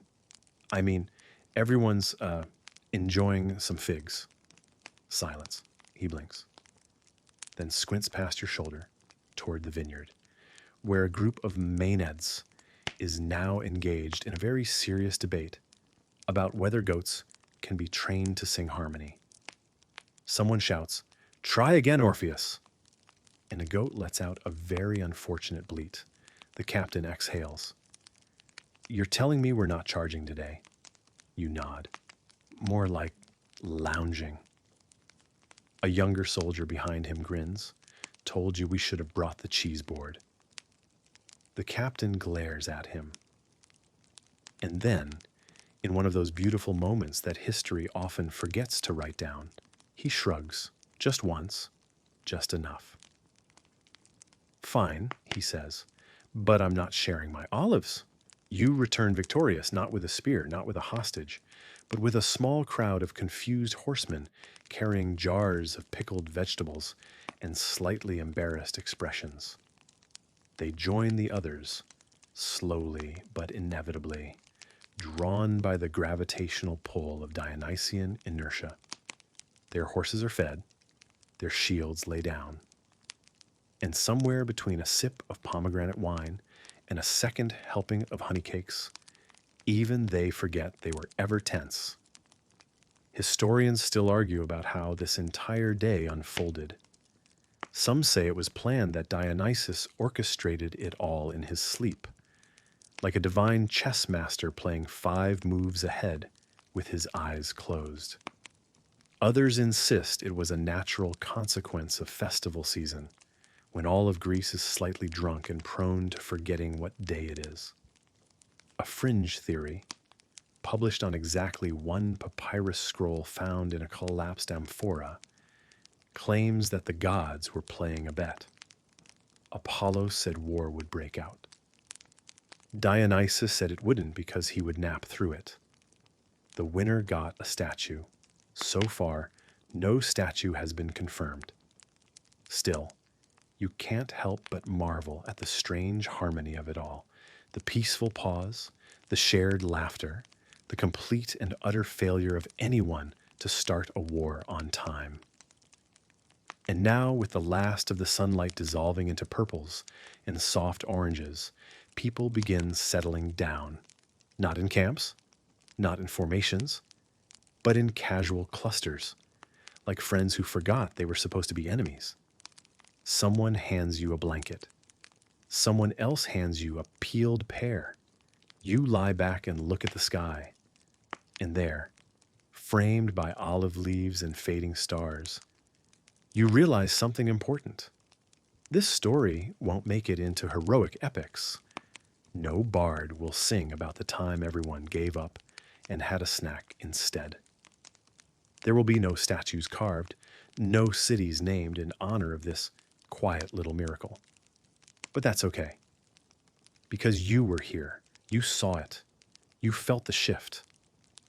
And you know deep down that sometimes the most powerful thing a god can do is absolutely nothing, especially if that nothing involves snoring gently under a fig tree while the world forgets to be angry. And so, as the stars begin to prickle across the sky and someone nearby starts humming again, you close your eyes too, just for a moment, just to rest. Because tonight even conflict has a curfew. You wake just as the horizon blushes with the first touch of dawn. The vineyard lies in a tangled sprawl of limbs, empty goblets, half-sung songs, and one completely forgotten harp floating in a water trough. You sit up slowly, the grass cool and damp beneath your back, and blink at the chaos that was once considered an army. Someone's sleeping inside a barrel. Someone else is attempting to spoon a statue. One man has tried to braid his helmet, and Dionysus, still asleep, miraculously, gloriously. He lies sprawled under a fig tree, one arm tucked behind his head, the other loosely holding a bunch of grapes, as though he's been posing for a very relaxed fresco all night. His hair is haloed in leaves, and a small bird has nested in his curls. You stare, unsure whether to laugh or be deeply concerned. Then you hear a sound not belonging to this blissful mess of slumbering revelers. It's the sharp crunch of sandals against gravel. A man is running toward you, holding a scroll in one hand and looking like he's not sure whether to be horrified or inspired by the sight before him. He skids to a halt, blinking at the battlefield-turned picnic. Is this the Dionysian detachment? He asks, voice high with disbelief. You glance back at your fellow troops. One is drooling on a lyre. Another is doing battle with a persistent bee. You nod slowly. That's us. The messenger hands you the scroll with all the solemnity of someone delivering a royal decree to a pack of overgrown toddlers. The wax seal is unmistakable. A high-ranking general. The kind who probably eats dried lentils for breakfast and believes laughter is a sin. You break the seal and unroll the parchment. To the forces camped at Phthia Vineyard, be advised, the battle has been postponed. The opposing army failed to arrive on time. Further instructions to follow. Please respond. You stare at the scroll, then look back at the vineyard. The Maenads are still asleep in a pile of borrowed cloaks. A soldier is attempting to balance a grape on his nose. Someone, for reasons unknown, has built a small shrine out of cheeses. You exhale through your nose and mutter, "Of course they didn't show up." We've invented a new kind of warfare, strategic unconsciousness. You dip into your satchel, retrieve a charcoal stub, and begin composing your reply directly on the back of the message. To command, encountered an unanticipated divine sleep event. Troops well rested. Morale is unusually high. Request, official recognition for victory by absence. Signed, possibly sober, now. You hand the scroll back to the messenger, who reads it, snorts once, and then, after a pause, nods. I've carried weirder, he says, and sets off down the hill. You're left standing in the morning haze, ankle deep in fallen petals and party crumbs, wondering what sort of army forgets to fight a war and is somehow better off for it. Historians still argue whether this incident was a case of divine intervention, a bureaucratic failure, or just a really good nap. Some say Dionysus did it on purpose to prove that joy, pleasure, and wine were more powerful than swords and strategy. Others suggest he just forgot where he was. A few rebellious scholars propose that the whole thing was a satirical protest against heroic violence staged by the god himself. But all agree on one point: the battle never happened. As you walk back into the vineyard, the soldiers begin to stir. A groan here, a yawn there. Someone mumbles about missing breakfast for the 4th day in a row. Another complains that a fig tree kicked him. One man, confused but cheerful, offers to redeclare war if someone can first find his shoes. And Dionysus finally wakes. He blinks once, then again, then sneezes a deep, regal sneeze that echoes across the vines and startles 3 pigeons. You walk over and kneel beside him. He looks at you, bleary-eyed. What time is it? He asks. Late, you reply. But don't worry, the war missed us too. He grins, eyes still half-lidded. Typical. Then he sits up, stretches luxuriously, and reaches for a cup that somehow, improbably, is still half full of wine. You know, he says, sipping, sometimes the best way to win is to do absolutely nothing at all. And with that, he offers you the cup. You take a sip. It's sweet, rich, and still warm from the sun. You look around, the vineyard, the waking laughter, the gentle rustle of vines. Maybe this was never meant to be a war story. Maybe this was always going to be a memory, a soft, odd, wonderful interruption in the timeline of history. You stretch your arms, roll your shoulders, and begin helping someone untangle a chiton from a trellis. You've got nothing to do today but rest, snack, and enjoy the very rare sensation of a war that decided not to happen. The sun is beginning its slow descent, casting long golden lines through the twisted vines. You're sitting with your back against a wine barrel that smells strongly of musty grapes and faintly of regret. In front of you, a satyr named Elpios is trying to juggle 3 overripe figs and humming a song that sounds suspiciously like it was made up on the spot. He tells you he once beat a centaur in a game of riddles and ate the losing riddle as proof. You're not entirely sure what that means, but this is a vineyard blessed, or perhaps permanently confused by Dionysus. So the laws of logic have clearly taken the day off. After all the earlier chaos, the half-planned battle, the confrontation that wasn't, the sacred nap heard around the world, the camp has shifted into an entirely different mode.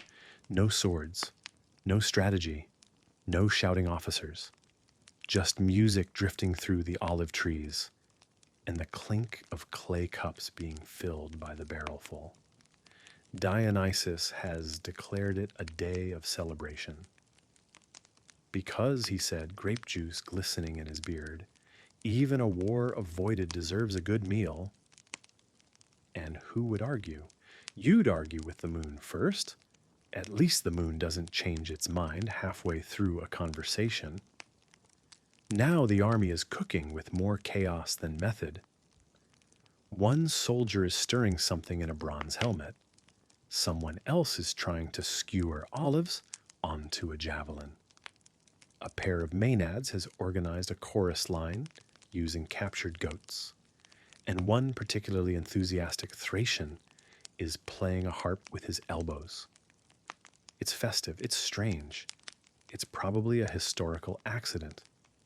But in this moment, it's absolutely perfect. You've seen how other armies prepare for war, grim faces, clanking armor, talk of honor and death. But here, they prepare for a feast, like it's a kind of rebellion. No one's using the proper tools, but everyone's smiling.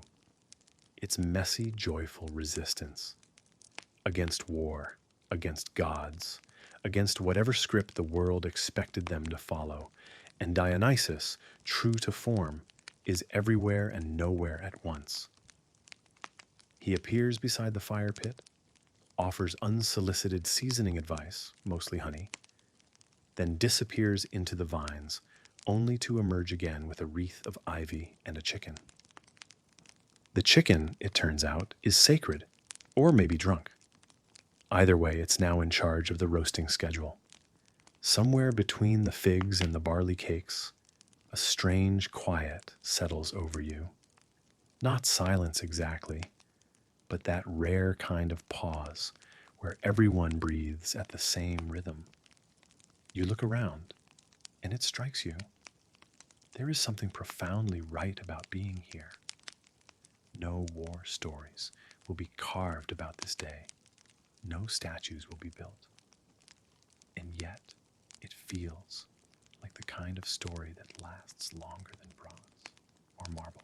One older soldier, missing 2 teeth and most of his left eyebrow, leans toward you clutching a goblet. "You know," he says, voice like gravel soaked in wine, "I once fought in a real battle, proper one, shields and screaming and blood on the grass. And when it was over, I felt empty. But this feels full." You nod. He's right. There's a kind of victory here that doesn't need enemies. Historians, of course, are baffled. Ancient texts reference the Feast of the Lost Skirmish. And one account describes a field in Thebes left untouched, with only wine stains and flower crowns left behind. Scholars debate whether it was divine intervention or tactical laziness, but either way, the truth remains elusive. What's not debated is that something happened or didn't happen, and that not happening was recorded in whispers, in song, in curious footnotes of military logs that say, "Dionysus chose sleep, so we chose peace." You spot the god himself now, lounging under an arbor of grapevines, surrounded by a motley audience. A satyr is braiding his hair with ivy. A priest is asking theological questions about wine. Dionysus responds with riddles, sometimes with giggles, sometimes just raises his eyebrows dramatically and sips slowly. Then someone appears with a pig. No one knows where it came from. It's wearing a garland of figs, walking like it owns the place. And the maenads immediately crown it General Gloop. You help lift the pig onto a padded bench made of old shields and tunics. It settles down with a satisfied snort and receives its own clay bowl of wine. Someone toasts to it. Everyone joins in. To General Gloop. To commanders who don't command. To pigs who remind us we're all ridiculous. And with that, Dionysus raises his cup. "Tonight," he announces, "we celebrate the art of not showing up." The crowd roars. Someone plays the flute too loudly. A woman starts laughing and can't stop. A fig explodes underfoot. There's a madness to it all. A lovely, fermented madness. You realize maybe that's the point. Not every god wins by power. Some win by invitation, by softening the world instead of breaking it. And maybe that's why Dionysus slept through a war. Not because he forgot, but because he knew there was another way to make people remember him. You take one last sip of wine, let the taste linger. Then you lie back in the grass as stars blink into place overhead. The vines rustle gently in the night breeze. A tambourine rings once far away, like a lullaby gone rogue. And you smile.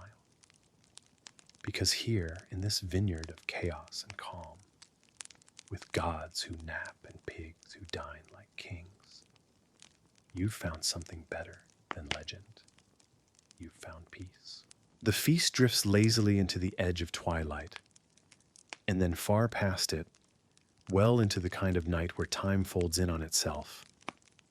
It's unclear what hour it is, or even what day anymore.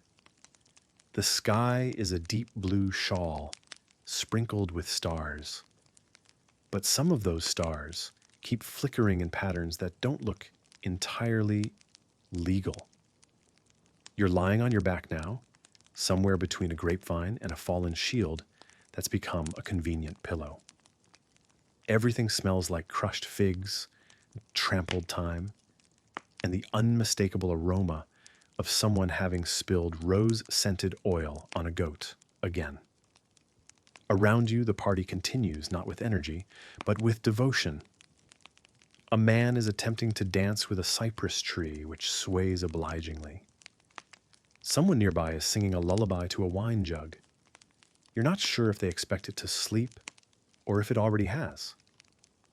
You roll onto your side and see Dionysus himself reclining on a cloak made of leopard fur, his crown of ivy slipping slightly to one side, eyes half closed, smiling at nothing in particular.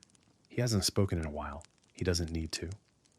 You wonder, again, how this even happened, how a god of wine and naps and irrational behavior managed to stop a war, not with threats, but with this sleepy, sticky, chaotic peace. You recall that ancient historians, both in scrolls and in temple whispers, never quite agreed on Dionysus's origin. Some said he came from Thrace. Others swore by Phrygia. A few argued he wasn't a Greek god at all, but something older, imported, misunderstood. Historians still argue whether his cult sprang from indigenous agricultural rites or more primal ecstatic rituals involving drums, masks, and forests where logic took a holiday. But none of that matters now. What matters is this: you are still alive because of him. Not Zeus with his lightning, not Ares with his blood-slick sword, not Athena, wise though she may be, but Dionysus, who, instead of standing on a battlefield, chose to lie down in a vineyard and nap so deeply that even the soldiers paused to listen. And in that pause, the war simply didn't happen. You sit up slowly, dizzy from either wine or epiphany, or maybe both. Across the clearing, a soldier is painting his helmet with berry juice.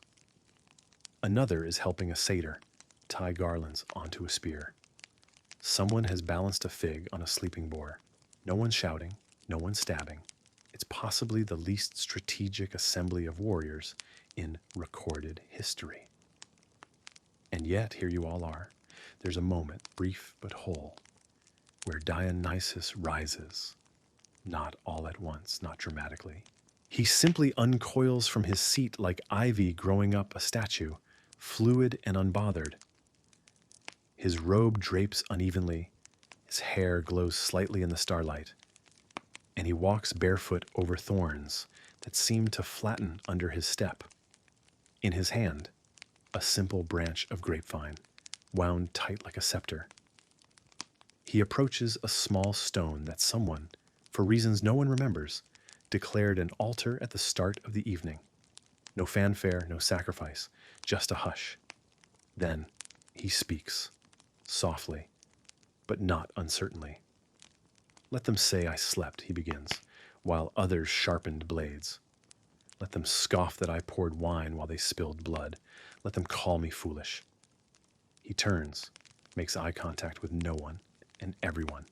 And yet, here you are, not conquered, not dead, but dreaming. No applause follows, no cheer. Just the breeze whispering through olive trees and the creak of a wine skin being slowly emptied somewhere off stage. But there's something electric in the silence, like the aftermath of thunder you didn't hear, but still feel. You lean back, heart slow and warm, because in that moment it's clear. What Dionysus has offered isn't surrender. It's a new kind of resistance, one that doesn't fight war, but with joy, with wine, with naps and music and mess. It's as if he's saying, I will not play your game. I'll throw my own party. And if you're tired of killing each other, you're welcome to join. You lie down again. Not from exhaustion, but permission. Permission to rest, to breathe, to stop treating survival as a contest. Beside you, someone has begun sketching in the dirt a map of a world where disputes are solved with riddles and foot races and wine-off contests judged by tipsy goats. Another person is telling a story about a mythical eel that grants wishes, but only if you ask in verse. No one corrects him. It's that kind of night. You catch a glimpse of your reflection in a puddle of spilled mead and rainwater. You don't look like a warrior. You look like someone who remembered how to be soft without being weak. You remember something a philosopher once said, maybe Heraclitus, maybe Greg the Unreliable, that peace is not the absence of struggle, but the refusal to be defined by it. And tonight, you've refused. All of you have. Even the stars seem to nod in approval. And as the laughter fades to humming, and the torchlight turns amber and slow, you sense something shifting, not in the world, but in you. Because the most dangerous God might not be the one who kills. It might be the one who convinces others not to. Morning doesn't rush in like a chariot. It rolls in slowly, like honey sliding down the side of a bowl. You open your eyes to the softest light, golden and slightly dusty, casting long, lazy beams across the vineyard. The sky looks undecided somewhere between morning peach and hungover blue. Everything around you is quiet in the most musical way, like the last note of a lullaby that refuses to leave the air. You sit up. Your head feels like it's made of wool. Not heavy, not in pain, just thick. The grass beneath you is crushed, flecked with grape skins, fig peels, and a single sandal that isn't yours. There's a crown of ivy balanced on a wine jug nearby. Someone has drawn a mustache on a statue of Apollo using charcoal and figs. And then you spot him. Dionysus is awake. Maybe. He's reclined against a slope of wild thyme, staring not at you, not at the sky, but at a bee hovering above his half-empty cup. He watches it like a scholar studies a sacred text, or like someone admiring a creature that knows exactly how to enjoy a flower without starting a war over it. You walk toward him, your feet making soft, squishing sounds through dew and wine and last night's forgotten feast. You don't know what you're going to say. You're not even sure if words are appropriate anymore. You just know that something happened, something important, and you're still here. You sit beside him. After a while, without turning, he says, "You missed the war." You blink. "I thought you missed the war." He shrugs. "It missed us both." You look around, and it's true there is no battlefield, no clanging of spears, no dust of cavalry, just satyrs sprawled out like spilled laundry, nymphs sleeping in grape arbors, and a soldier lying peacefully with a vine for a pillow. and a wreath over one eye. Somewhere nearby, a woman in armor is teaching a centaur how to knit. And then you notice something else. There's no tension in your chest, no dread waiting at the edges of your breath. You feel still. Not in a static way, but in the way trees are still rooted deep, gently swaying, ancient and unhurried. You look back at Dionysus. Did you plan this? He gives you a look that could mean anything or nothing. You think peace is an accident? The line hits you harder than a spear ever could, because he's right. Peace doesn't just happen. It's not a leftover. It's not silence after exhaustion. It's a choice. A very loud, strange, joyful, irrational choice to lay down your weapon and pick up a tambourine. In ancient times, historians recorded moments of this kind. Not often, not boldly, but enough to make you wonder. There were records of battles halted for festivals, of armies disbanded during the planting season, of priests walking into fields and convincing both sides to sit down and drink something fermented instead of spilling blood. Some argue it was propaganda. Others call it divine intervention.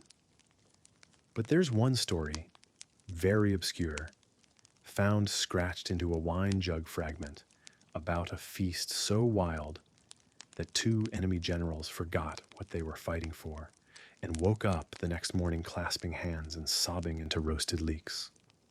You believe it now. You lean back into the grass. Let the warmth of the sun trace your eyelids. The air smells like mint, smoke, and victory, but not the kind won by weapons. The kind is won by staying human when everyone else forgets how. Somewhere behind you, a bard is composing a ballad about the night Dionysus defeated war without lifting a finger. The refrain is off key.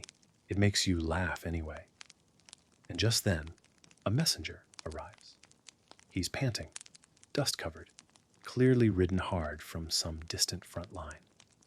He looks around, puzzled by the absence of troops, the lack of urgency, the fact that someone has decorated the war chariot with daisies. He finds Dionysus and kneels breathless. "My lord, the armies await your signal." Dionysus considers the man, then sips his wine. He says, "Tell them I already gave it." And that's it. The messenger blinks, waits, hopes for a clarifying clause. There is none. He rides off, probably unsure whether he's supposed to announce a surrender, a delay, or a divine riddle. But Dionysus doesn't explain. He lies back down, and you finally understand. This wasn't an accident. This was the war, right here. The battle was to not fight, to resist the call of glory, anger, and pride, to show up for the absurd, the joyful, the kind. Dionysus didn't miss the war. He won it. And the prize? A morning like this one, still, silly, completely unearned and therefore completely sacred. You look at him one last time before you drift back into the softness of the sunlit vineyard. What happens now? You whisper. He smiles. Whatever makes you laugh first. And just like that, a goat steals your sandal and prances off in triumph. You stay there for a while, not quite knowing how long. The boy has vanished. Or perhaps he never moved. Either way, something in the groove has shifted. The air is quieter now, more deliberate. The gods, the creatures, even the mortals, they all move as if wrapped in silk. You rise slowly, brushing bits of dry moss from your robes. Your knees creak, a small reminder that divine moments do not erase mortal joints. The cedar behind you hums a low tone, as if in farewell, or maybe approval, or maybe indigestion. It's difficult to know with trees. As you wander back toward the heart of the grove, you notice that the party has become something else, not quite a celebration, not quite a ceremony. Somewhere in between a waking dream with wine breath and candle wax, Dionysus is sitting up now, hair matted with grape skins, eyes half-lidded but glowing faintly. He looks well-rested, dangerously so. The kind of rest that suggests he's about to do something deeply inconvenient to the laws of nature. He doesn't look at you, but his voice finds you anyway. "The war's over," he says. You nod. Of course it is, even if you don't know which war. "And yet," he continues, "something's always waiting to begin." You don't answer. You're not sure if he's talking to you or to the olive tree that's shedding its leaves in the rhythm of a heartbeat. One of the maenads approaches him, bearing a bundle of what looks like beeswax, rosemary, and one very confused frog. Dionysus accepts it solemnly, then begins to hum. That's when the storytelling starts. Not aloud, not at first. It begins in the smoke rising from the hearth. Shapes form in it. A sailing ship, a wedding. A mountain that opens its eyes. People gather round, drawn by the unspoken invitation. You sit again, this time on a pillow that smells faintly of myrrh and moss. The stories wash over you. No one speaks, but you understand. They are stories of things that haven't happened yet, or maybe happened once long ago, and just want to be remembered. A goddess losing her name, a fisherman who never finds shore, a child born without a shadow. And then just when you think it's over, one more shape drifts through the smoke. It's you. The silhouette is unmistakable. Your posture, your gait, even the stubborn way your left foot turns out just a little too far. You're holding something in your hand, though you can't tell what. And the others see it too. They turn, but gently.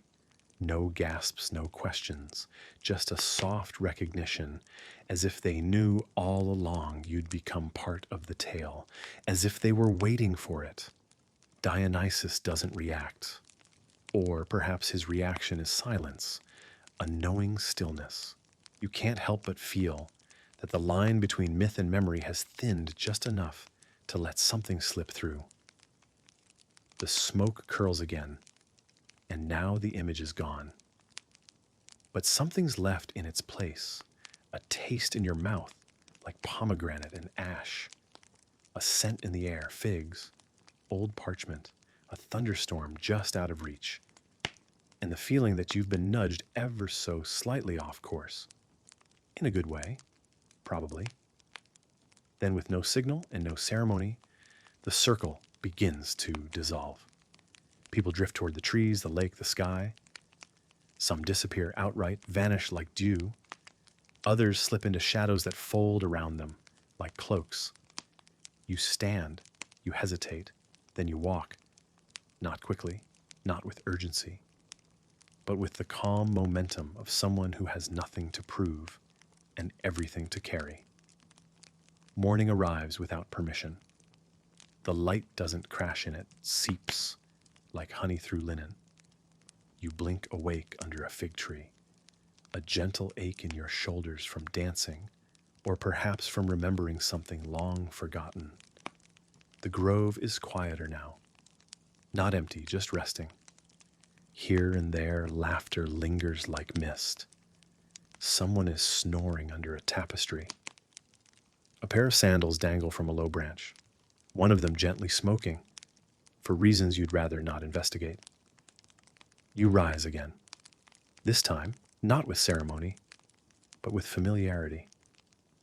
The grapevine you planted hums beneath the earth. You don't know if it will grow, but you know you'll visit, you'll check the soil, you'll hum that same firefly tune. And when someone asks later, years from now, where were you the night the stars danced backward? You'll smile, trace a faint stain of wine on your sleeve and say, I was where I needed to be. And though you'll never quite be able to explain what happened that night, how the moon flirted with the lake, how the stories told themselves, how even the trees seemed to remember your name, you'll carry the truth in your bones. And maybe that's all the gods ever wanted. Your feet take you somewhere new, or maybe somewhere very old. The trees thin, the air sharpens, and the song of cicadas fades into something quieter. You've left the grove behind now, or perhaps it has simply chosen to leave you. Either way, the ground beneath you is changing.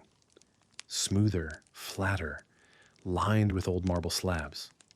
Some cracked, some whole. All of them are stubborn.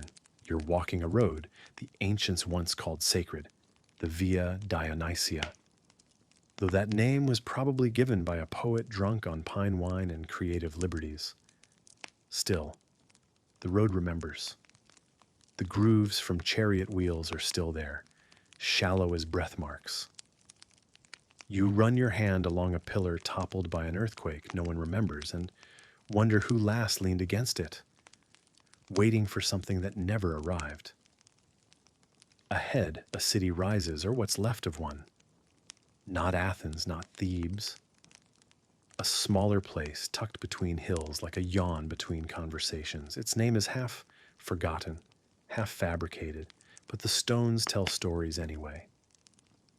A crumbling amphitheater, a temple missing its roof, a statue of Hermes that's lost its nose but not its smirk, and in the middle of it all, a stage, a real one, slightly tilted. Moss was creeping along the edges like an eager understudy.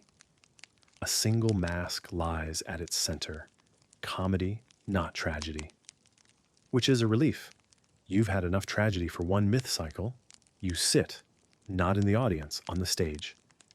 Because, as the locals used to say, when Dionysus naps, the mortals must perform. And perform they did. This was a city of playwrights once, small-time scribblers mostly, not Sophocles or Euripides, but their second cousins and ambitious neighbors. They wrote plays for sleepy festivals and half-sober crowds, one-act dramas about lost sheep, comedies about cheese theft, a surprisingly popular slapstick series starring a man who kept marrying statues by mistake. And you can almost hear it now, the rustle of scrolls, the exasperated groans of actors trying to memorize lines through hangovers, the thud of sandals pacing back and forth in backstage panic. This was where they worshipped him, not with altars but with stories. Dionysus, patron of theater, of wine, of ecstatic nonsense and sacred absurdity. You close your eyes and let the memories that aren't yours settle around you. Someone clears their throat. You look up. No one's there. But a scroll has appeared at your side anyway. You open it. It's written in a looping hand, halfway between Greek and gibberish. You read it aloud, because that's how spells work or scripts, sometimes both. And as the last word slips from your lips, the wind shifts. A curtain rises. A ghost light flickers. You are no longer alone. Across from you stands a chorus. Not of humans, but of animals. A goose with a laurel crown. A fox with tiny sandals. A bear holding a lyre with surprising delicacy. They regard you with the quiet confidence of seasoned performers. The fox bows, the bear coughs, and the play begins. It is, by all accounts, ridiculous. A tale of mistaken identity, divine pranks, and a lengthy argument about olives that lasts far too long. There's a romantic subplot involving a cyclops and a wind spirit, and at one point, someone delivers a monologue entirely in sneeze language. But it is also, impossibly, somehow profound, because woven into the absurdity is a question. What happens when the god of chaos falls asleep? Who keeps the wine flowing? the masks shifting, the stories moving. The answer, of course, is you do. You and all those like you. The wanderers, the scribblers, the ones who remember that laughter is a kind of prayer, and that not all nonsense is without purpose. The bear finishes its lyre solo. The goose curtsies. The curtain falls. The audience roars, though you see no one. Just echoes clapping. You bow anyway, because it feels right. And then the stage is empty once more. The scroll curls itself shut and vanishes. The animals dissolve into mist. And you remain slightly more real than before. You step down from the platform. Your shadow follows, a beat behind. And just before you leave, you notice something scratched into the stone behind the stage. 4 words, faded but clear. Don't wake the god. Too late for that now, you think. But then again, maybe that's the point. Maybe the whole myth is one long rehearsal for something no one can remember, but everyone feels coming. You keep walking, because the story isn't over yet, and neither are you. The sun is lower now, tilting towards that golden hour when everything looks like a memory. You tread a gentle slope through the vineyard, your sandals nudging lazy trails in the dust. The satyr no longer follows. He gave up somewhere near the terraced wall, mumbling something about dignity and deadlines. You don't mind. Solitude suits you especially when it's shared with figs, bees, and a faint hum of old stories in the vines. As you walk, the scent of rosemary thickens in the air. You pass a gnarled olive tree and remember vaguely a banquet you once attended beneath it, or maybe hosted. It involved a goat, a lyre, and someone accidentally setting fire to a scroll of poetry. They said it was symbolic. You suspected they were just clumsy with candles. Ahead, a crumbled shrine leans against a slope. It's small, humble, and even, carved with faded ivy, and what may have once been your own likeness, though the nose has long been chipped off. You pause before it, brushing away some lichen, and bow your head. Not in prayer exactly, just habit. Old gods don't need worship so much as acknowledgement. Inside the shrine sits a jug, dusty, unopened. Your name was scrawled in the glaze, though someone added a mustache to your painted face. You chuckle softly and lift it. The cork crumbles as you remove it, and the scent of ancient wine rises smoky, sharp, with a sweetness that has nowhere else to go. You take a sip. It tastes like the end of a festival. Laughter fading, fire dying low, feet sore from dancing barefoot on temple stones. You sit there on a flat rock, half swallowed by moss. You settle yourself with the slow satisfaction of someone who has nowhere urgent to be. You take another sip, and the stories begin to arrive uninvited, as always. They know the way. There was a time when you rode across the mountains with a band of maenads and madmen, your hair tangled with ivy, your hands stained with berries. A time when your name made kings nervous. When cities locked their gates, not against enemies, but against you and your traveling festivals. And then, a different time, a quieter time. One where you began to notice the sound figs made as they ripened, the way sunlight settled into the stone just before dusk. The comfort of not needing to be a symbol all the time. You wonder absently how many gods would have rather been left alone in a vineyard than be summoned to some grand affair. You imagine Zeus groaning beneath his throne, Hera hiding behind a curtain of peacock feathers, Hermes pretending to be lost on purpose. You sip again. From the hilltop you can see distant movement, smoke from cooking fires, the glint of shields, maybe even a priest sacrificing a goat that definitely did not agree to this. The war, if it still counts as such, has shifted. No longer about vengeance or honor. Now it's about whose sandals were stepped on and whether that was an insult. You sigh. Humans love reasons, even bad ones.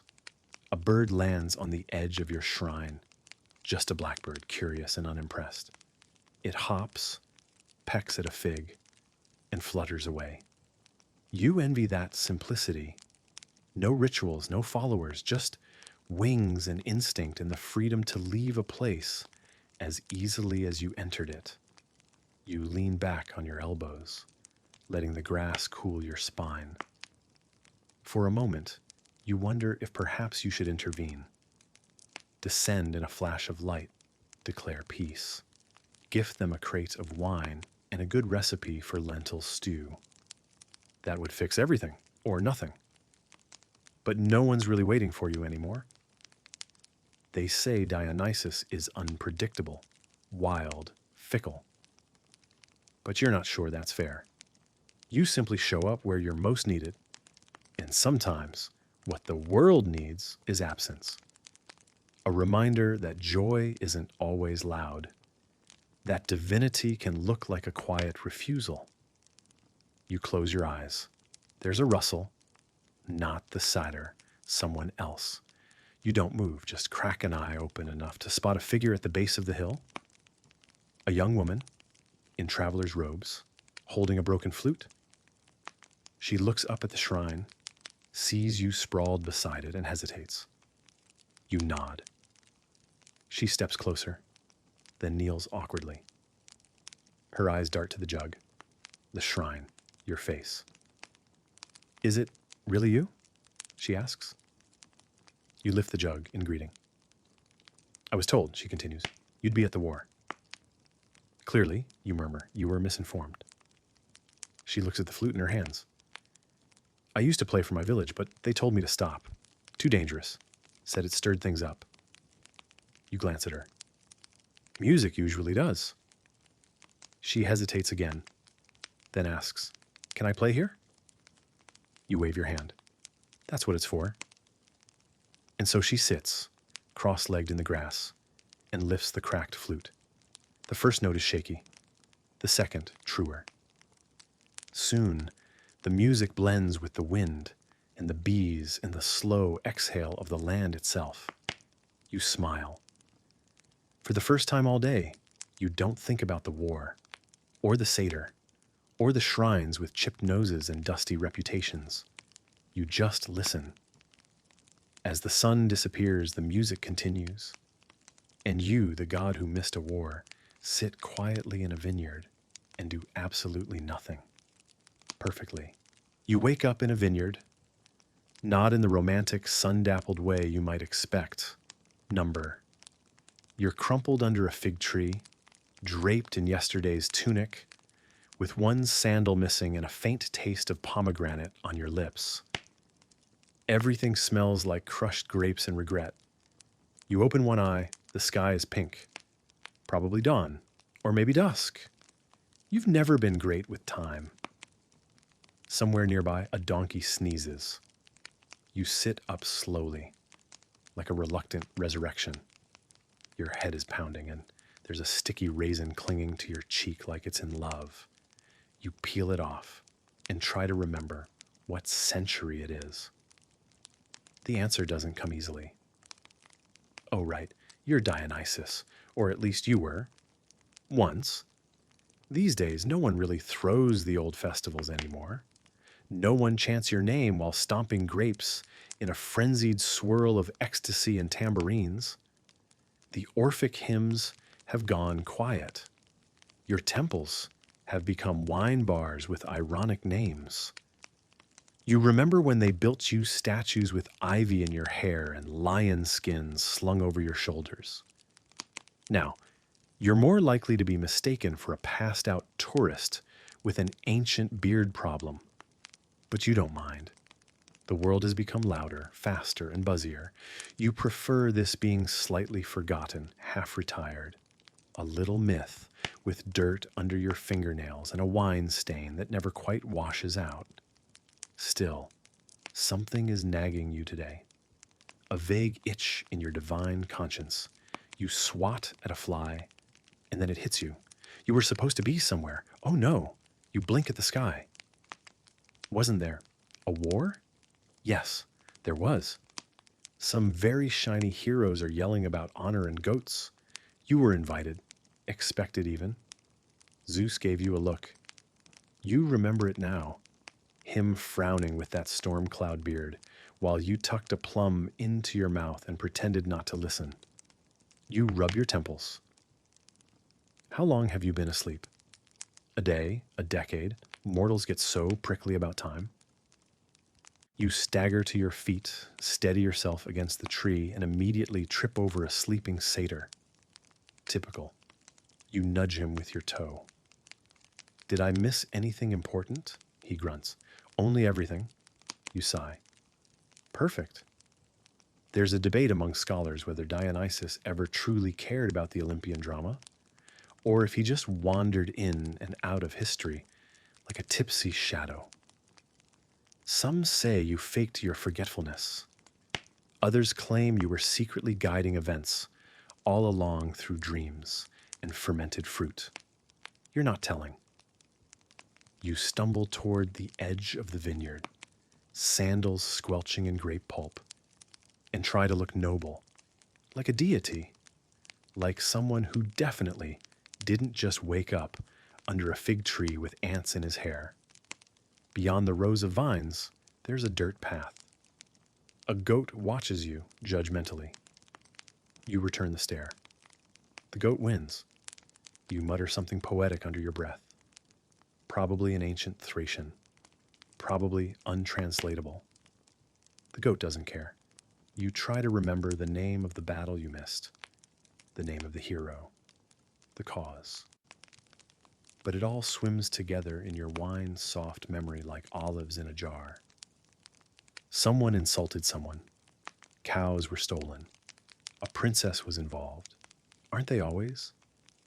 There's an amphora, half buried by the roots of the fig tree. You lift it, slosh, still full. Thank the fates. You take a long sip. The wine tastes like time travel and bad decisions. Perfect. The wind rustles the leaves. You think about calling a chariot, summoning ivy to twist into a crown, and making a grand return. But your feet ache, and your toga has a hole the size of a temple mouse. No one wants a dramatic entrance with grape bits in their beard. Instead, you sit. Just sit. And you watch the sun rise or set through the slats of vine leaves. It's golden, warm, quiet. Maybe someone else fought the battle. Maybe they won. Maybe they built a statue for Ares and forgot to mention your name. That's all right. You've had your name chanted by thousands. You've watched cities rise, empires crumble, lovers age and weep beneath your temples. You've danced until the stars blurred and mortals became gods in their own hearts. What's one mist war? You smile, lean back, and let the fig leaves crown your tangled hair. Somewhere, cicada sings. Somewhere, a wine jug is being opened in your honor without anyone realizing why. And you rest, just a little longer. You wonder how many gods still linger like this, half forgotten in vineyards and alleyways, pretending they're just old travelers who nap too well. You met one once, Athena, disguised as a beekeeper. She gave you a jar of honey that tasted like battlefields and lullabies. You still have it, somewhere. There's a sound, now a soft one, not threatening, not divine, just human. A footstep on gravel. You don't startle. You never do. But you do look. It's a boy, maybe 12, maybe 15, the kind of age that hasn't settled yet, bones stretching faster than the soul inside. He's carrying a lantern, one that flickers more than it glows. You raise an eyebrow. He hesitates, then lifts the lantern higher. Are you him? He asks. You smile gently. That depends. Who is him today? The boy shifts awkwardly. The man who knows things. The one who disappeared. My uncle said you used to be a god. You sigh. This again.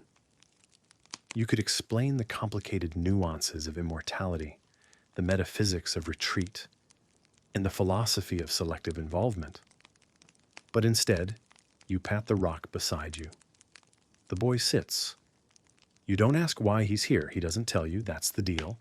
Some people come for answers, some for figs. Some just need someone who doesn't flinch when the silence gets too long. You hand him a grape. He eats it thoughtfully, chews like it might be a test. You watch the stars. After a long moment, he speaks. Do you ever miss it? He asks. Being big? You tilt your head. Loud, you mean? He nods. You consider it. No, you say. Loud is exhausting. Everyone is shouting to be heard, but no one is listening. But being still, being quiet, that's when the truth starts whispering. The boy looks at the grape in his hand like it might whisper too. Will you go back? He asks. You pause, then smile. Maybe, but not tonight. You both fall silent again, and this time it's companionable. No need to fill it. The vines rustle, the stars turn. Somewhere a fig drops to the ground with a gentle thud. You'll leave it there. Someone else might need it later. But for now, you stay. You stay with the fig tree, the grapes, the boy who doesn't quite know why he's come, and the stars that have seen everything and still blink like it's all brand new. And that, you think, is enough. Enough for now. You wake to the distant creak of a wagon wheel. The kind of sound that shouldn't carry all the way out here. And yet it does. You're not sure if it's dawn or dusk. The light slanting through the doorway could be either. In this part of the world, time gets muddy. Seasons blur. You've stopped measuring days by the sun, and more by how your knees feel when you stand up. And today, they ache. But not in a terrible way. Just enough to remind you that you've made it, that you're still here. You push yourself upright, joints groaning like old door hinges. No surprise. The ground you slept on wasn't straw, not anymore. Just earth, packed down from years of habit. Your back protests, but not too loudly. Outside, the air is soft. Heavy with that smell you can't quite name, dust and iron, and a hint of time. Someone must have cooked with it nearby. Or maybe the scents just ghosting in from the wild hillside, where you planted a few herbs seasons ago and forgot to harvest them. The forge is quiet, no below signing, no clank of tools, just the whisper of coals long gone cold. It's strange, this silence, not bad. Exactly just final. You walk to the workbench. There's still a hammer there, resting where your hand always left it. Its handle is smooth from decades of grip. You pick it up, just to feel the weight. Still balanced, still yours. You set it down. And it occurs to you that no one taught you how to do that, how to stop. No apprentice ever came asking. No town official gave a speech. You just noticed one day that fewer people knocked. The sky looked better when you weren't squinting against a fire. That your hands ached less when they weren't making something for someone else. So you stopped. Maybe it was always meant to be like this, not with a bang, but with a slow easing into stillness. You stretch your arms, then crack your knuckles, something you always told the boy not to do. The boy, you wonder what became of him. He was gangly, too curious for his own good, burned his sleeve on the forge more times than you could count. But he asked the right questions, laughed at your dry jokes, lingered longer than most. He's probably a better smith than you ever were by now. That thought doesn't sting. It feels like the point. Because while you won't be carved into marble or sung about in drunken ballads, maybe he will. Maybe someone, somewhere, will say his name with admiration, and he'll remember the quiet man who taught him how to temper steel by ear. You sit back down on your bench. It creaks as it always does, a familiar complaint, not of pain, but of age, like an old friend, reminding you they're still there. You take a slow sip of water, warmed slightly by the sun through clay walls. It tastes of stone and something faintly sweet, like old apples. You swish it around your mouth and swallow. Your teeth are not what they once were, but they still serve. On a shelf nearby rests a bundle of half-used graphite, the stubs of sketches drawn years ago. Hinges, lock mechanisms, a garden gate no one ever commissioned. You leaf through them idly. Some of them are elegant, some ambitious, all of them unfinished. And you think, maybe that's all right. Maybe not everything is meant to be completed. Maybe the value was in the drawing, the imagining. You hear the boy's voice outside now trying to whistle. It comes out breathy and off-key. You remember trying the same once. You were 6. Your teacher had no patience for it. But now you find it comforting. You hope the boy never learns to do it perfectly. There's beauty in almost everything. The fire in the forge pops, sending a tiny shower of sparks upward. One lands on your sleeve, fizzles out. You don't flinch. This is your skin now. Soot, leather, ash, and memory. You lean back. There's no monument with your name, no song that speaks of your work, no epics, no scrolls. But in a dozen barns and market stalls and homes along the hill road, your hinges swing true. Your gates don't jam in the frost. Your tools last longer than the men who paid for them. That's a kind of immortality. Quiet, but real. Someday, someone will open a door without knowing you forged its latch. They will step inside, be safe, be warm. Because of something you shaped with your hands. That's enough. You stand again slowly.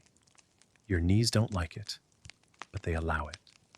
You hang the hammer in its place, the one spot on the wall where no dust ever seems to settle. And you whisper not a prayer, not a goodbye, just a soft that says, I was here.